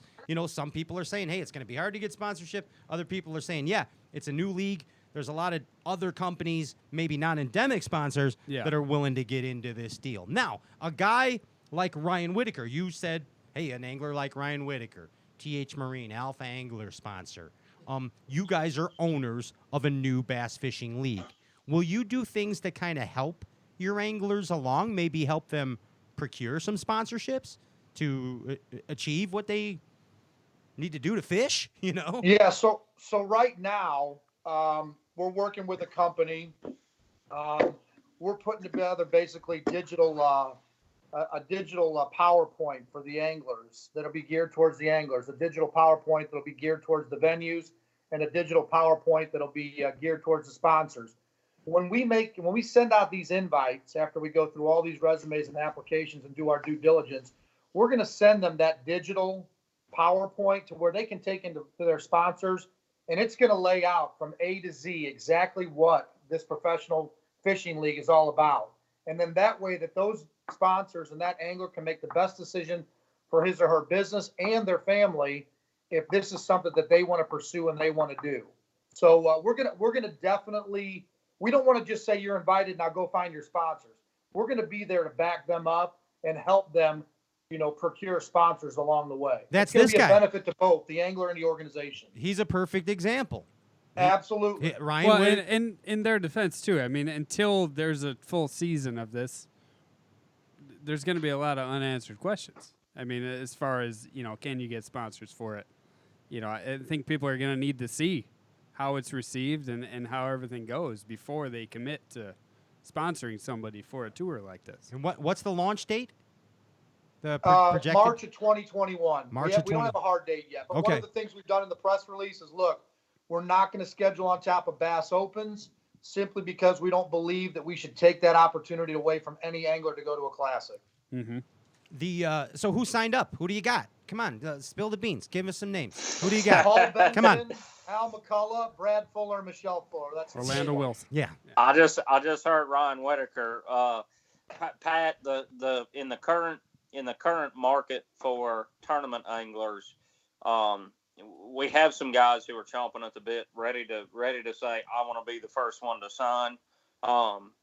Right now, it's in everybody's best interest if we just kind of hold that close to the vest. We will not name we're not going to name the field until we have the whole field selected. We're guessing that we're guessing around end of first quarter, maybe a few weeks before the end of the first quarter. if there's any kind of big events or anything going on in the fishing industry, that may be a good time to announce a field. Sure. And then the scheduling, like Al said, will be dependent on the opens. We're just telling everybody, don't plan on seeing anything definitive related to scheduling until late third quarter, early fourth quarter of next year, based on what Bass wants to do. No, what about venues? What about venues? Will you announce the venues? I'll say this, and this was a question I was going to ask specifically of you, Ryan. Ryan, I have the utmost respect for you and your history, your knowledge of the fishing industry. I know you're extremely passionate about it. What is one lake that you think a tournament like ours should go to that nobody's thinking about or nobody's talking about? What would that mean? It's Christmas in November. 125. Yeah. Yeah, right off the top of my head, Southern Lake Michigan. Lake Michigan. Man. Into the CalSag, River 125 Open. River boats, Open. It's hard to say. I like Lake Vermilion, Minnesota. It's not huge, but I think it's big enough. Well, That's two. that's kind of the process by which we will finalize lakes. We have pulled lake names together, and fortunately, we cover different regions and different histories in what we do. Al has a lot of knowledge of stuff up in that Wisconsin Minnesota corridor, and as well as Texas. We got Missouri covered, Alabama, Georgia. I have seen a lot of lakes come back to fruition, old lakes. I am pumped to see Eufaula on 2 schedules. I fished Lake Eufaula for about watch the Gators. Probably going on 20 years now, and Eufaula is absolutely one of my favorite lakes. The real Eufaula, the one down here, Walter F. George Lake Eufaula on the Alabama-Georgia border. Yeah, Tom Mann's lake. Yeah. Yeah, exactly. I have sat in Tom Mann's old office, meaning the can behind the little tackle shop that's in the new place attached to the gas station. Awesome.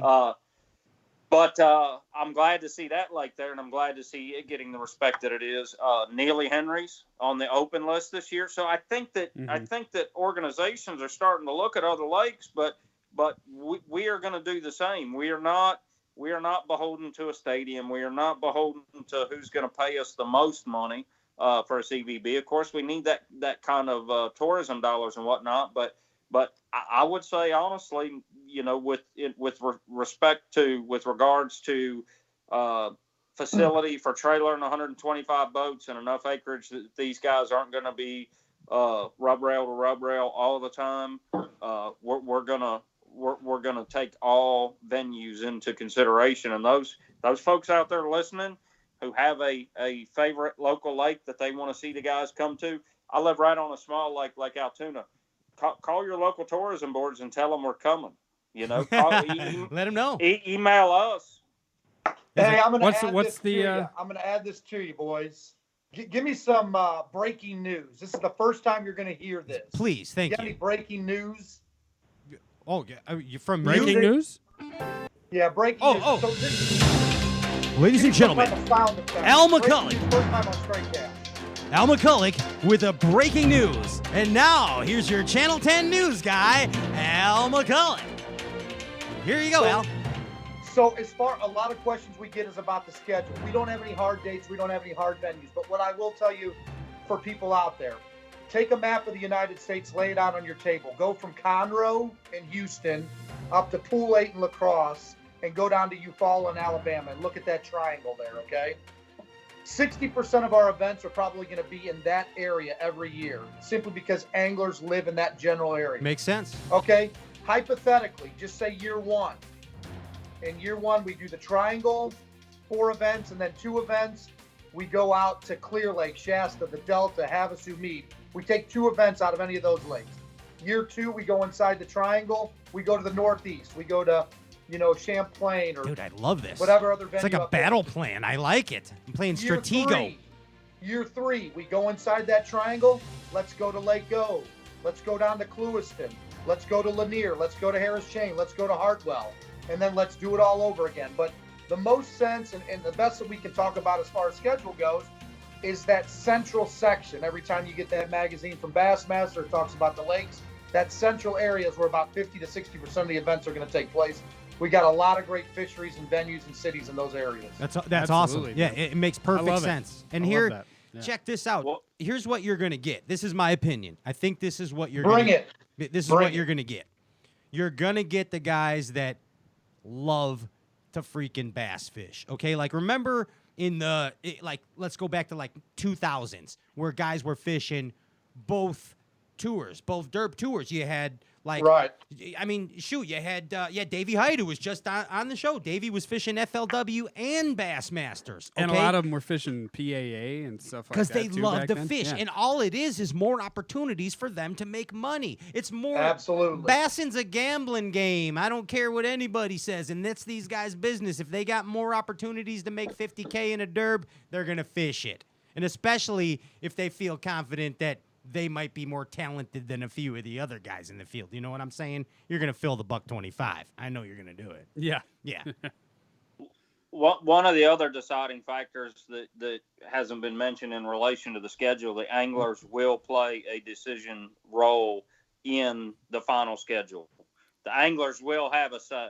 They're not going to, it hasn't been decided yet in full. They're not going to be able to say, okay, Guntersville in March, Eufaula in May. They're not going to be able to fine tune it to that level, but they will have a say where they're willing to drive to, where they're willing to participate, what makes the most sense for them as a consensus. Mm-hmm.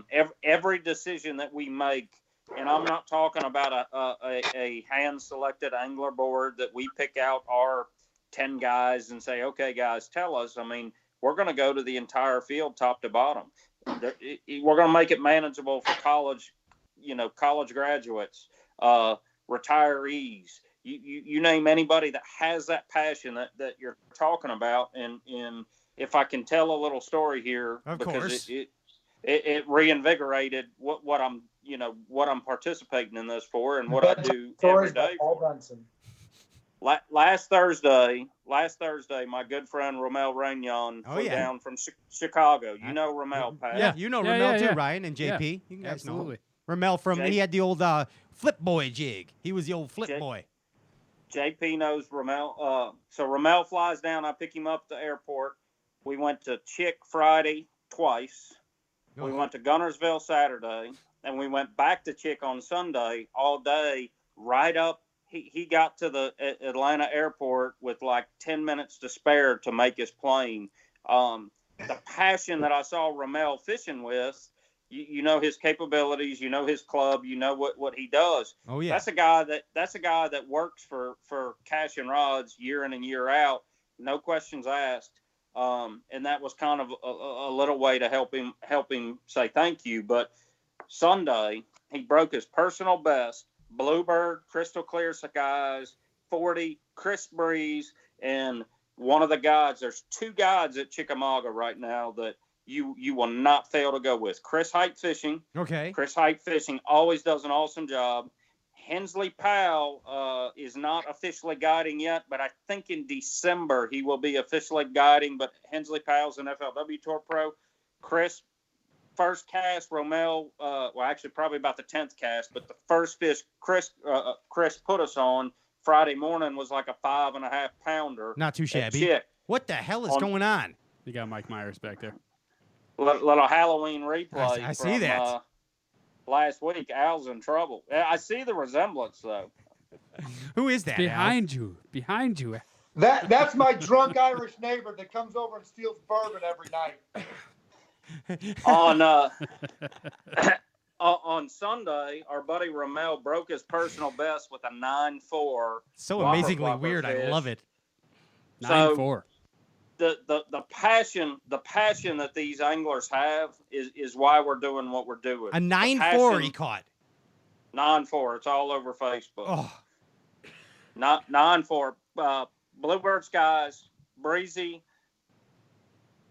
40 degrees, maybe 43, 44 degrees, maybe. You're not throwing top water. It took it took 13 pounds to win the local derby on Sunday, and we had 13 and 2 fish. We probably, I don't want to be one of those guys over talking what we had and whatnot, but we had multiple fish over 5. We had a bunch of 3.5s, and we had one 9.4.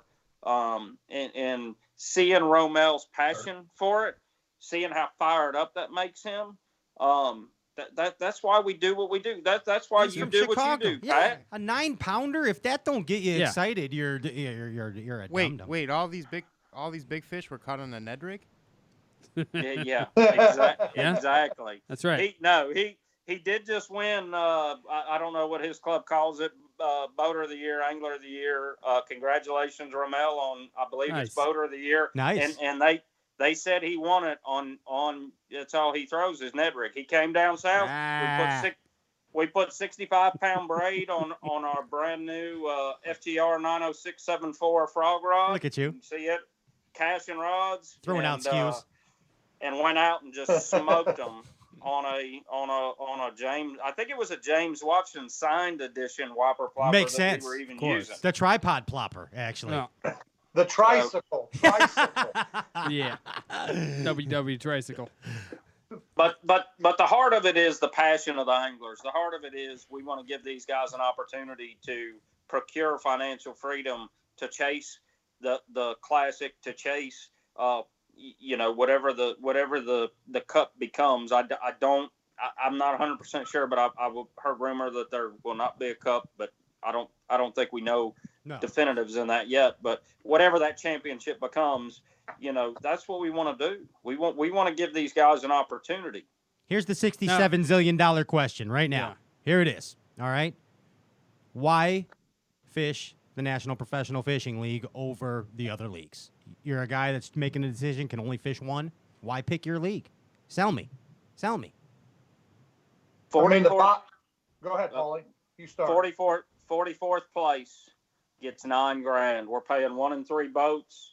Your $5,000 entry fee you stand to make. Let's say on the and I've heard Al say it verbatim like this. Let's say on the high end, your trip investment costs and everything, you're looking at about $1,500, even $2,000 is what it costs you to fish that week. You're leaving with $2,000 in your pocket. That's for 44th place.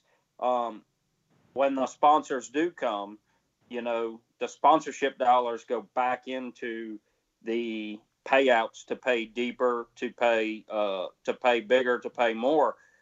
We don't pull any punches about it. You want to make money, come fish our league. That's what we're focused on is helping these guys get paid. Okay. Nice. I like it. Nice. Will you be having a championship? Yes. Yes. A non-entry fee championship. Part of the entry fees from the year, the top 25 anglers based on points, they're going to go to a showdown, a 3-day tournament, fishing for $250,000 in prize money. Like I said, non-entry. Last guy's going to get $5,000. Champion will get $50,000 the first year. We bring on some sponsors. We're going to jack that purse up. Our goal in 5 years, guys, it's lofty, but we've got the ownership to grow to do it in 5 years. The champion is going to be raising a check for $500,000. Hell yeah! Angler of the year Look will at be that. $100,000. Nice. And the top 25, that bottom check will be anywhere from $10,000 to $20,000. Those are our goals. What's that championship going to be? Is that going to be a cup, a mug, a shot glass, a wine glass? What's it going to be? What, we're taking suggestions right now. So if you want to email Paul at Cash and Rods, No. Nice ceramic mug. Not that email address. I have to work. I have to work at that. Our email. Cash is spelled KASHIO. Yeah. Al does bring up a good point. You can reach any of us at al@tnpfl.com. Brad at tnpfl.com, info at tnpfl.com. The National Professional Fishing League, tnpfl.com. Put anybody's name in front of it. Pat, we're going to sign you up with a Pat at TNPFL. Thank you. There we go. Yes, I have ideas. Don't worry. Yeah. I got tons. I'm glad that you guys are my buddies because I got great ideas. I feed the mayonnaise to the tuna fish. You know that. Well, you're talking about sponsorship, okay? I'm going to give Straycast an opportunity to be one of our sponsoring podcast shows right now. Okay. Wow. Historically, FLW, B.A.S.S, they always let the angler pick their music that they walk up to. Yeah. Patrick Wenwick picks 125 songs. You pick the angler's music based on your information of them and their personality. You can have an interview process. I don't mind. I'm in. Perfect. I'm in. Done deal. It's basically. It's Led Zeppelin the whole time. Just play it all. Yeah, Zeppelin, exactly. Some Doors, Van Halen. We'll get you guys right. Yeah. We'll get you right. Yeah! Ladies and gentlemen, welcome to the National Professional Fishing League. Give it up for Angler X. He's unchained and bringing 5 to the stage. I love it. I want Fat Cat Newton to be your MC. That's who I would like to see as an he's way better than me. Hide the women and children. Yeah, that's for sure. a lot of people have asked that question, and if I can get a little bit touching here on this, Fat Cat and I go back a minute. He's like a brother to me. I love the guy to death. I don't know if he's No, he's not sleeping now. He's not driving the truck right now. He's driving and sleeping, actually, as we speak. But cruise control. Nobody understands what that guy does behind the scenes, not just for us, but for Bass Mafia, for Primal Urge, for all the companies that he believes in. He is not a salesman in the sense that, you can't go to him, Pat, and say, hey, I got this widget, go sell it and I'll pay you $1 million. That's not how he works. If he doesn't believe in the product, if he doesn't believe in the company, if he doesn't believe in the people involved, he's not going to participate. So I love Fat Cat like a brother. I would 100% appreciate and love to be able to work out a deal to where he can participate with us. That we don't want to put any carts before the horse, but that's a very viable option for him to be involved in what we do. He's Fat Cat's a natural talent. Look, guys, it all comes down to this. It's about resumes, and any time you can win back-to-back classics in 1987, you got to really consider that individual. You do. Yeah, absolutely. Yeah. And I have complaints about you guys too already. Just so I hope you know, I got letters already about you guys. So this, this one is from a guy. His name's Justin Kimmel. I'm just gonna flat out. The whistleblower. Yeah, the old whistleblower himself. Old professional fish head. He said, "Thanks a lot, guys, for responding to my resume. It's been." I got it today. Well, he said you sent it 10 days ago when you made the announcement. Like immediately, like he wanted to be the guy, the poster boy, the dude for the NPFL AACP. He wanted the whole thing. He wanted to be the guy. You didn't even call him. You didn't even do his thing. Well, he sent it to the wrong email address, so that shows that he gets a check for listening skills right there. What a knucklehead. He sent it this morning to me at the wrong email address, so we'll address that tomorrow. But Kimmel's a perfect example of a guy who we'd love to have participating. Yeah, I got lots of complaint emails about you guys, and they were all from Justin. They were all from him. So, hey, let's Ryan, let's see. You want to find out how cool these guys really are as fishing league owners? Well, I have one question real quick to see how. It won't be quick. Real quick. Okay. Paul Benson. What kind of, where's Paul? What kind of Paul. What kind of Vans are you wearing right now? I knew it. I knew it. What style of Vans you got on right now? I didn't hear it. What style of Vans shoes are you wearing right now? He's got the old checkerboard.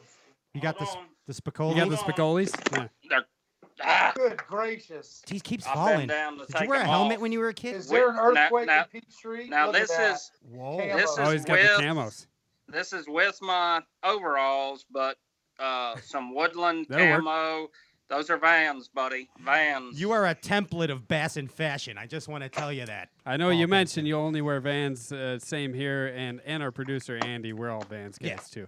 So I had to hit you. I was thinking about wearing the kilt tonight, and I was instructed. I was actually instructed to wear the overalls shirtless. Yeah, that would have been amazing, dude.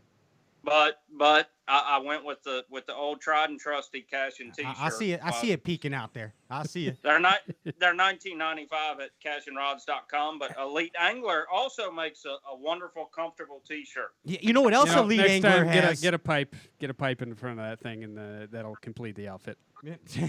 A corn cobber. But one of the Elite Angler has some cool apparel, and I want to tell you my favorite thing that Elite Angler has is the James Watson silky bedroom pouch. It's just a very comfortable piece of clothing. I love to wear it. It's got James' face on it. That bedroom pouch is just like home. It was the Snuggie before the Snuggie was fashionable. Yes, the James Watson silky We just had smooth a request. bedroom pouch. The trophy for the championship should be the Golden Armadillo presented by Paul Benson. Oh, The yeah. Oh, no, There you go. we're not. We got a call from Pete on that, by the way. Oh just no, now. don't worry. The roadside armadillo. They sent us letters too. Let's lay it on the line. You guys are Bass Fishing League owners, okay? Actually, it's pretty cool because like nobody from B.A.S.S. ever did this, or the MILFs. They never, said, hey, have us owners on your show. Yeah, Ray Scott was never on a podcast. Yeah, Ray. Yeah, all right, Ray. They You didn't guys have are him. more popular than we are. Now cut it out. He was just in the papers. My mom likes me. That's about it. No, But we're it's number all that 6. matters. Yeah. All right. We So fell to we're going to 6. find out how cool you guys really are. We're going to interrogate you, okay, as Bass Fishing League owners. And I want you to be completely honest and answer these questions. No. Yes, Paul Benson. I'm just going to walk downstairs and go eat my tater tots right now unless you're going to answer these honestly. Are you going to do it, Paul? You going to play nice? Yes. Okay. Andy, give me some interrogation music, please. Yes. I'll get the lights swaying here. Put it right over Like your it's head, moving Al. up the sweat. You promise to tell the truth, the whole truth, and nothing but the truth, so help you God, no bullshit, and complete proper Bassin man? I do. Okay. Yes. First one, Paul Benson. Eliminate one of these from your league. Wrapped truck, wrapped boat, or fishing jersey. Eliminate one. Make one, eliminate it.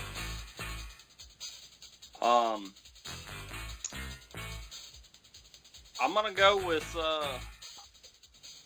gonna go with the jersey. Eliminate the jersey. Jerseys are dumb. Yep. Yeah. Hey, excellent. Andy, give him a round of applause. Stop everything. A round of applause, Paul Benson. Very amazing, proper Bassin man answer there. That is the right answer. Yes, that is the right answer. Yeah. I like wrap trucks and boats. I think they look cool, but jerseys are dumb. Yeah, being individual. I mean, professional bass guys, don't get me wrong. I know you have to wear them, but Still look dumb. yeah, whatever. I don't know. Fighter'd look cooler in a poncho. You know what I mean? Yes. You know who has the coolest jersey in fishing? Who? Julie from Missile Baits. Really? Really? Yes, Okay. John Cruz's handler. Next time you see Julie at the Classic or somewhere in a jersey, her name on the back of her jersey says "Not a Pro." One Nice. word, no spaces. I love it. There should be more jerseys like that. It's Yeah. awesome. Exactly. And she loves it. She That wears is it a good everywhere. one. Beautiful. Let's talk about violations. I want to see how you guys are going to handle these. I'm giving this to Al right now. Let's interrogate you some more, Al. Violations. Very important as far as credibility and respectability. I don't even need the question. Electric chair. Electric chair? Electric chair. Okay. Well, I mean, I get it. So it's not a private execution, it's a public execution. In the town square at high noon. All right, so you're going to be very strict and very harsh if any violations ensue. Well, I will tell you this. When it comes to the rules, sometimes they can get all discombobulated and subjective. Mm-hmm. We are going to have a set of standard rules for every fishery. The only thing that's ever going to change on those rules will be time off the water before the event, off limits during the event, and slot and inch limit on species. Those are the three that'll be malleable. No, okay. But No instant replay either. We're not doing it. We're not doing it. You're not going upstairs for the. No. You're not sending it up to the box. No booth review. You guys down there doing the broadcast, you guys can go upstairs and get a ruling, and then you guys can go ahead and wire it into Paul's ear. Yeah, I'll just call him up. Okay. Call him up real quick. All right. Yeah. I got you there. So like you're not going to turn an eye. If something happens, it happens. You're done. I've seen organizations turn eyes, man. I ain't gonna kid you.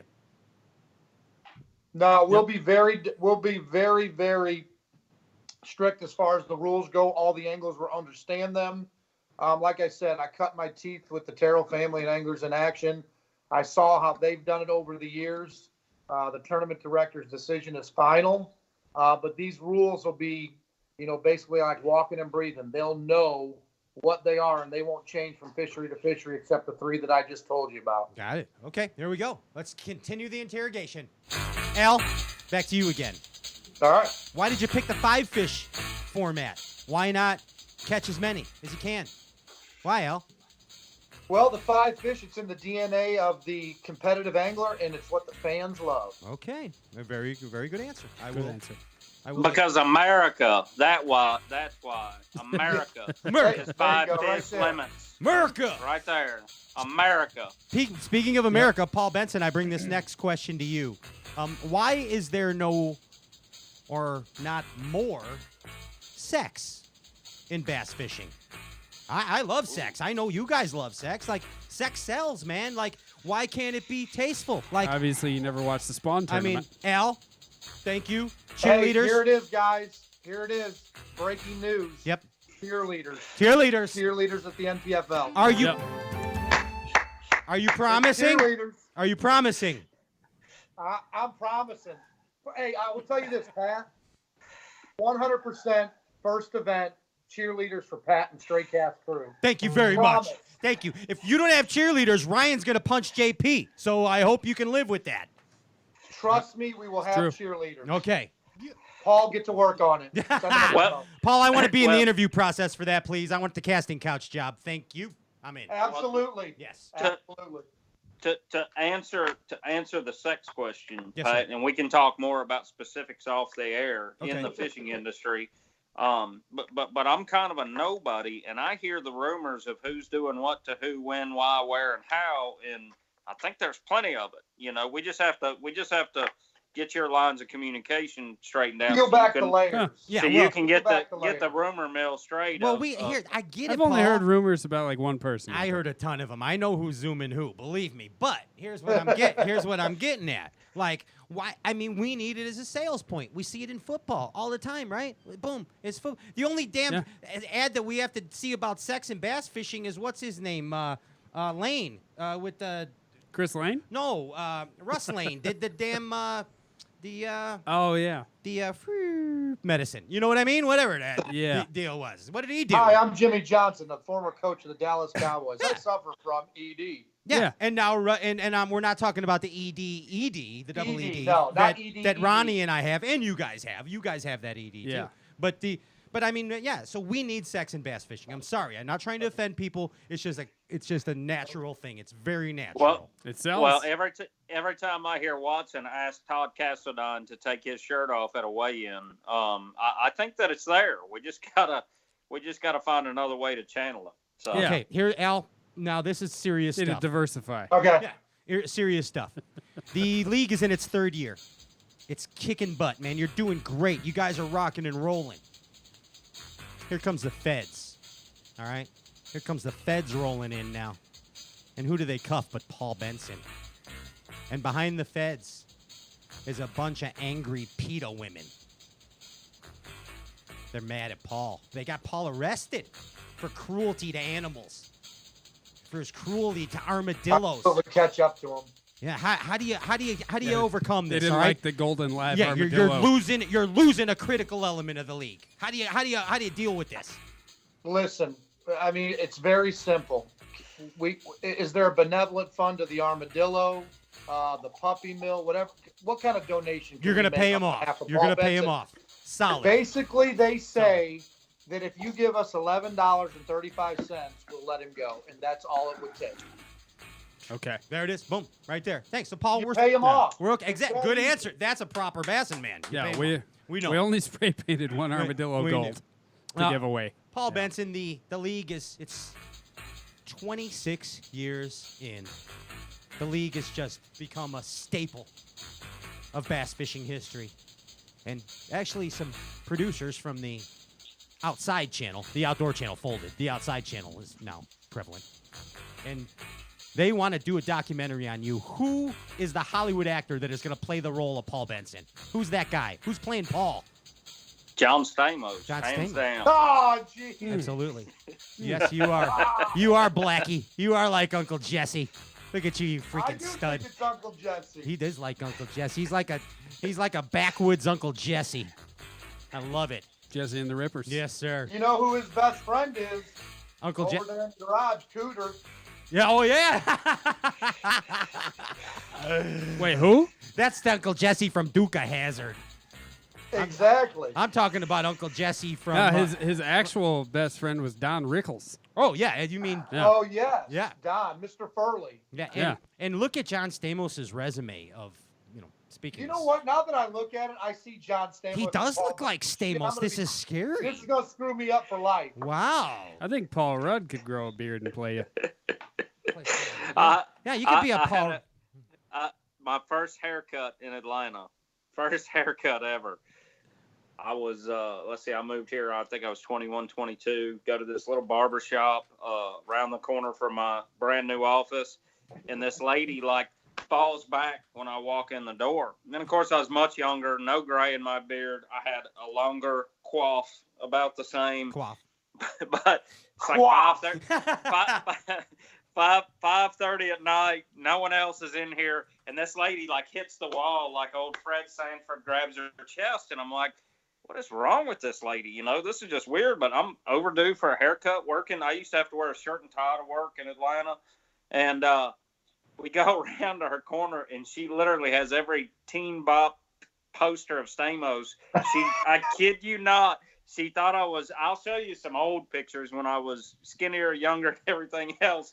She thought I was Stamos at first. I thought this lady was going to cut my throat in the back of this barbershop. Wow. And stuff me or something. It was absolutely insane. And no matter how much I told her, every time I told her, no, ma'am, here, look at my driver's license, she thought I was lying to her about it. Cut it out.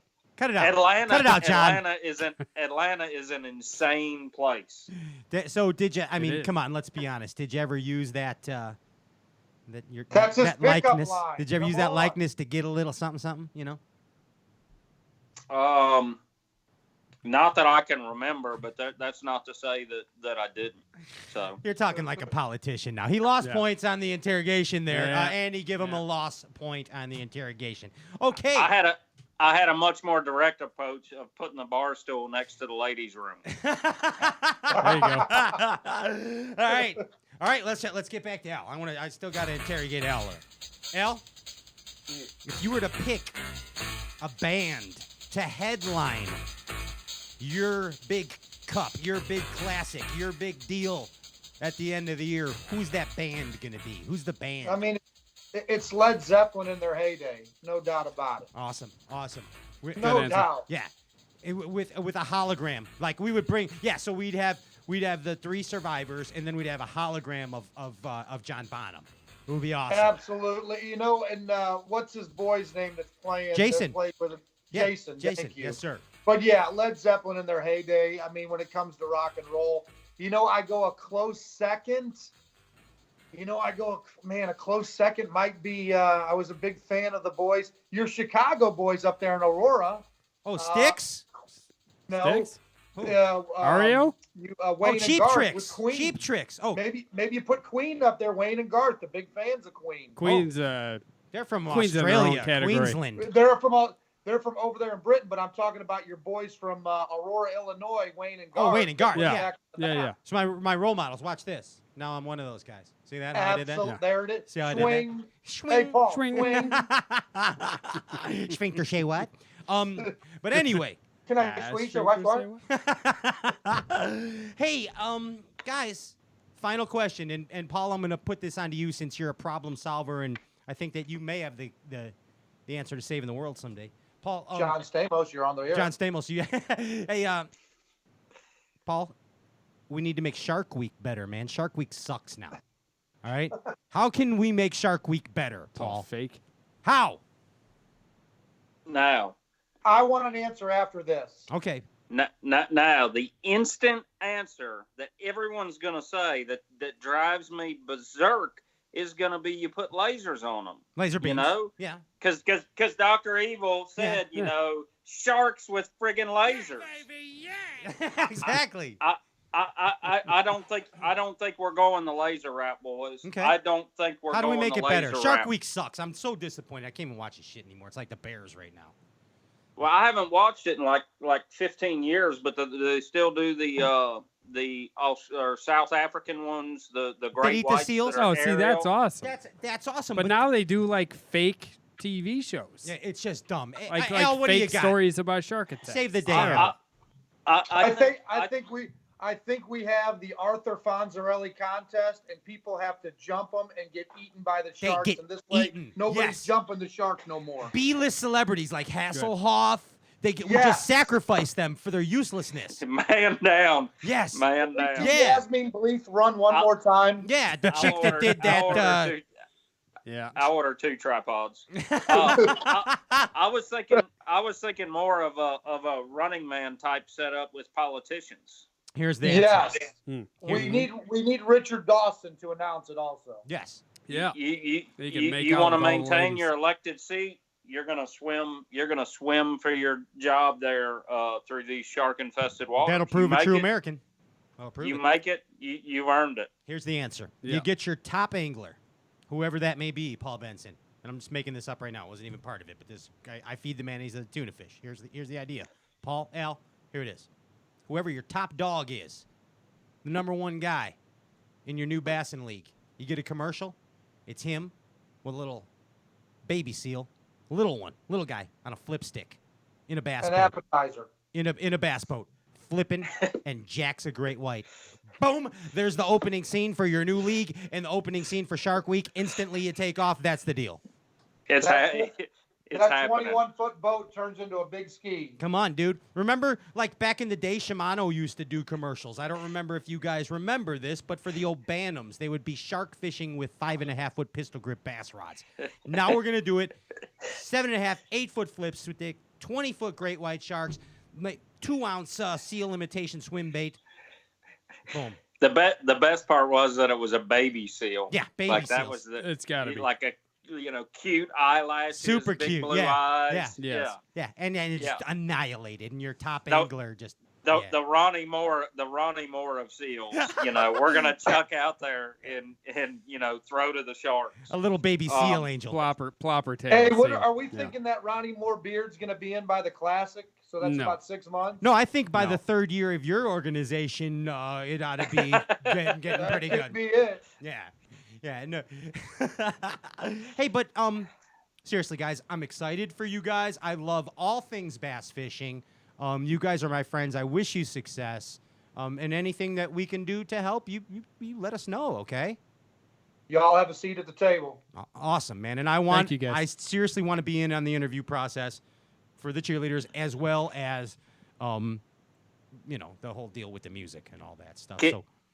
Can we say hey to JP? I just feel like JP never gets the love. Yeah, He's the Wait, back. you're he's not the gonna- backbone. Yeah.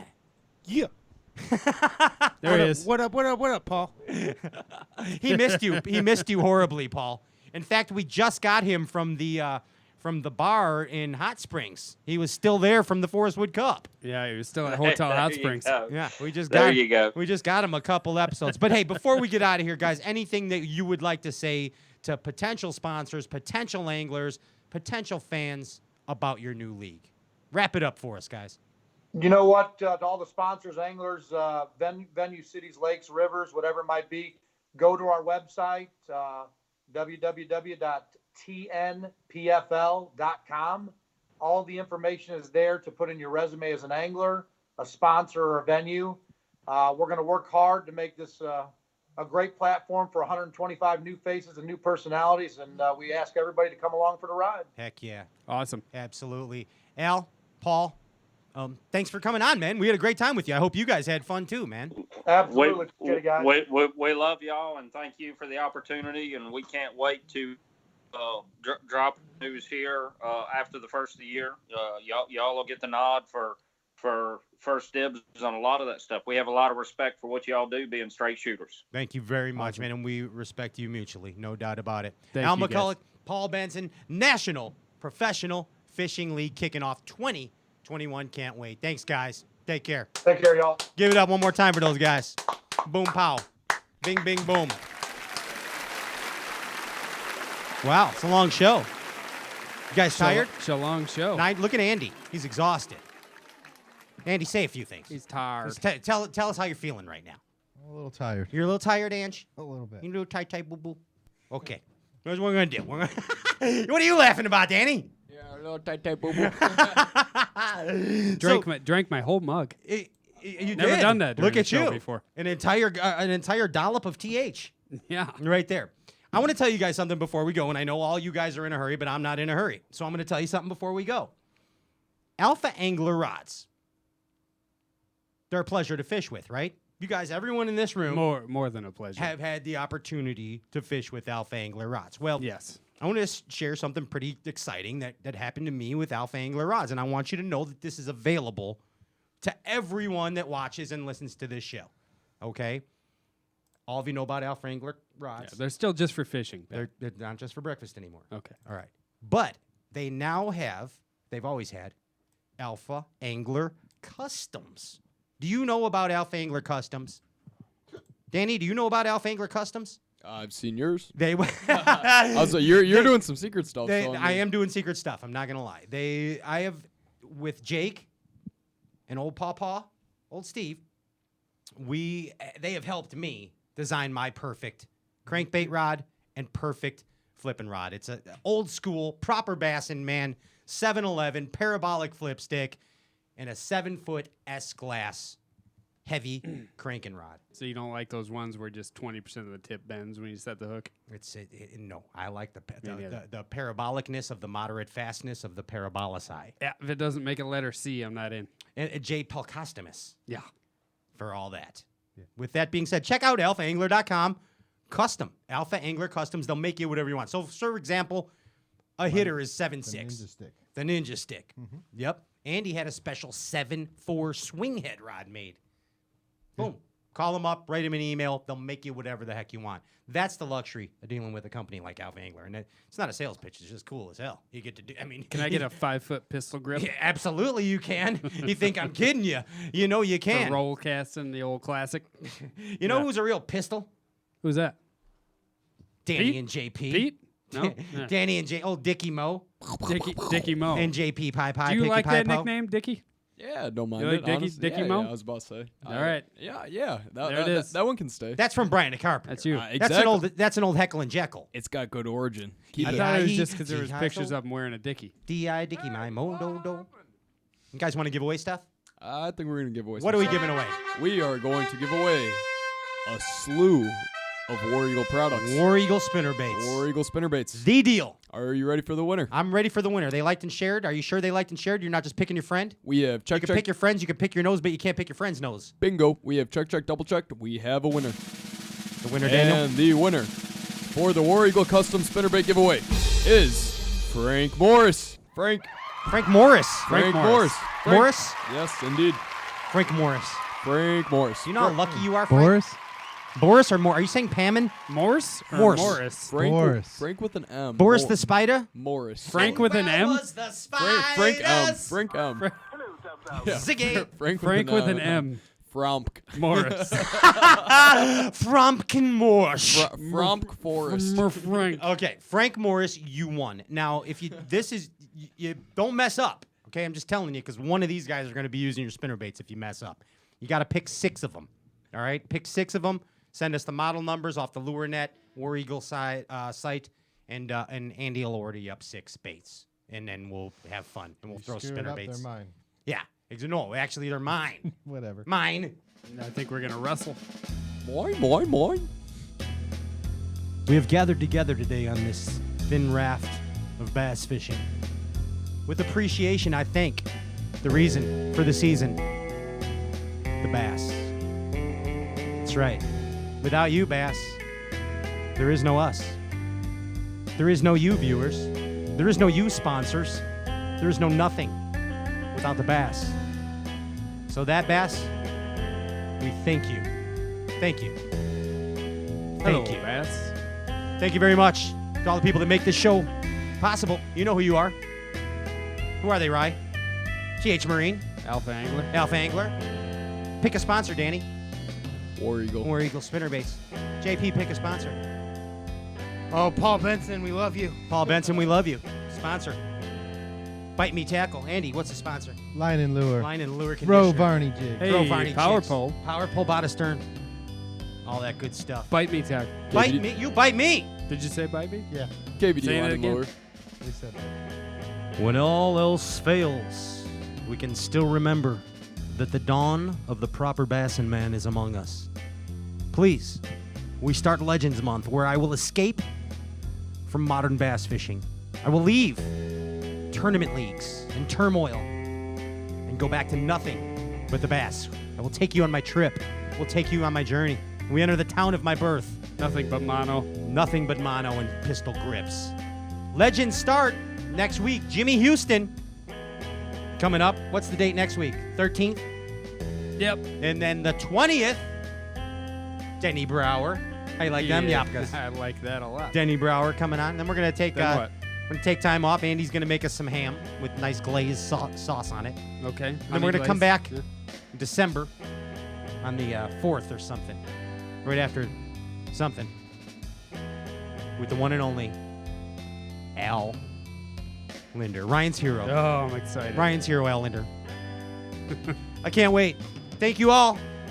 I'm Pat Renwick, Ryan Whitaker, Danny Mohan, JP, and Andrew Ellenberger, the Ginger Ninja. We bid you peace. Thank you, Bass Galaxy. We'll see you next week with Jimmy Houston. I'm out.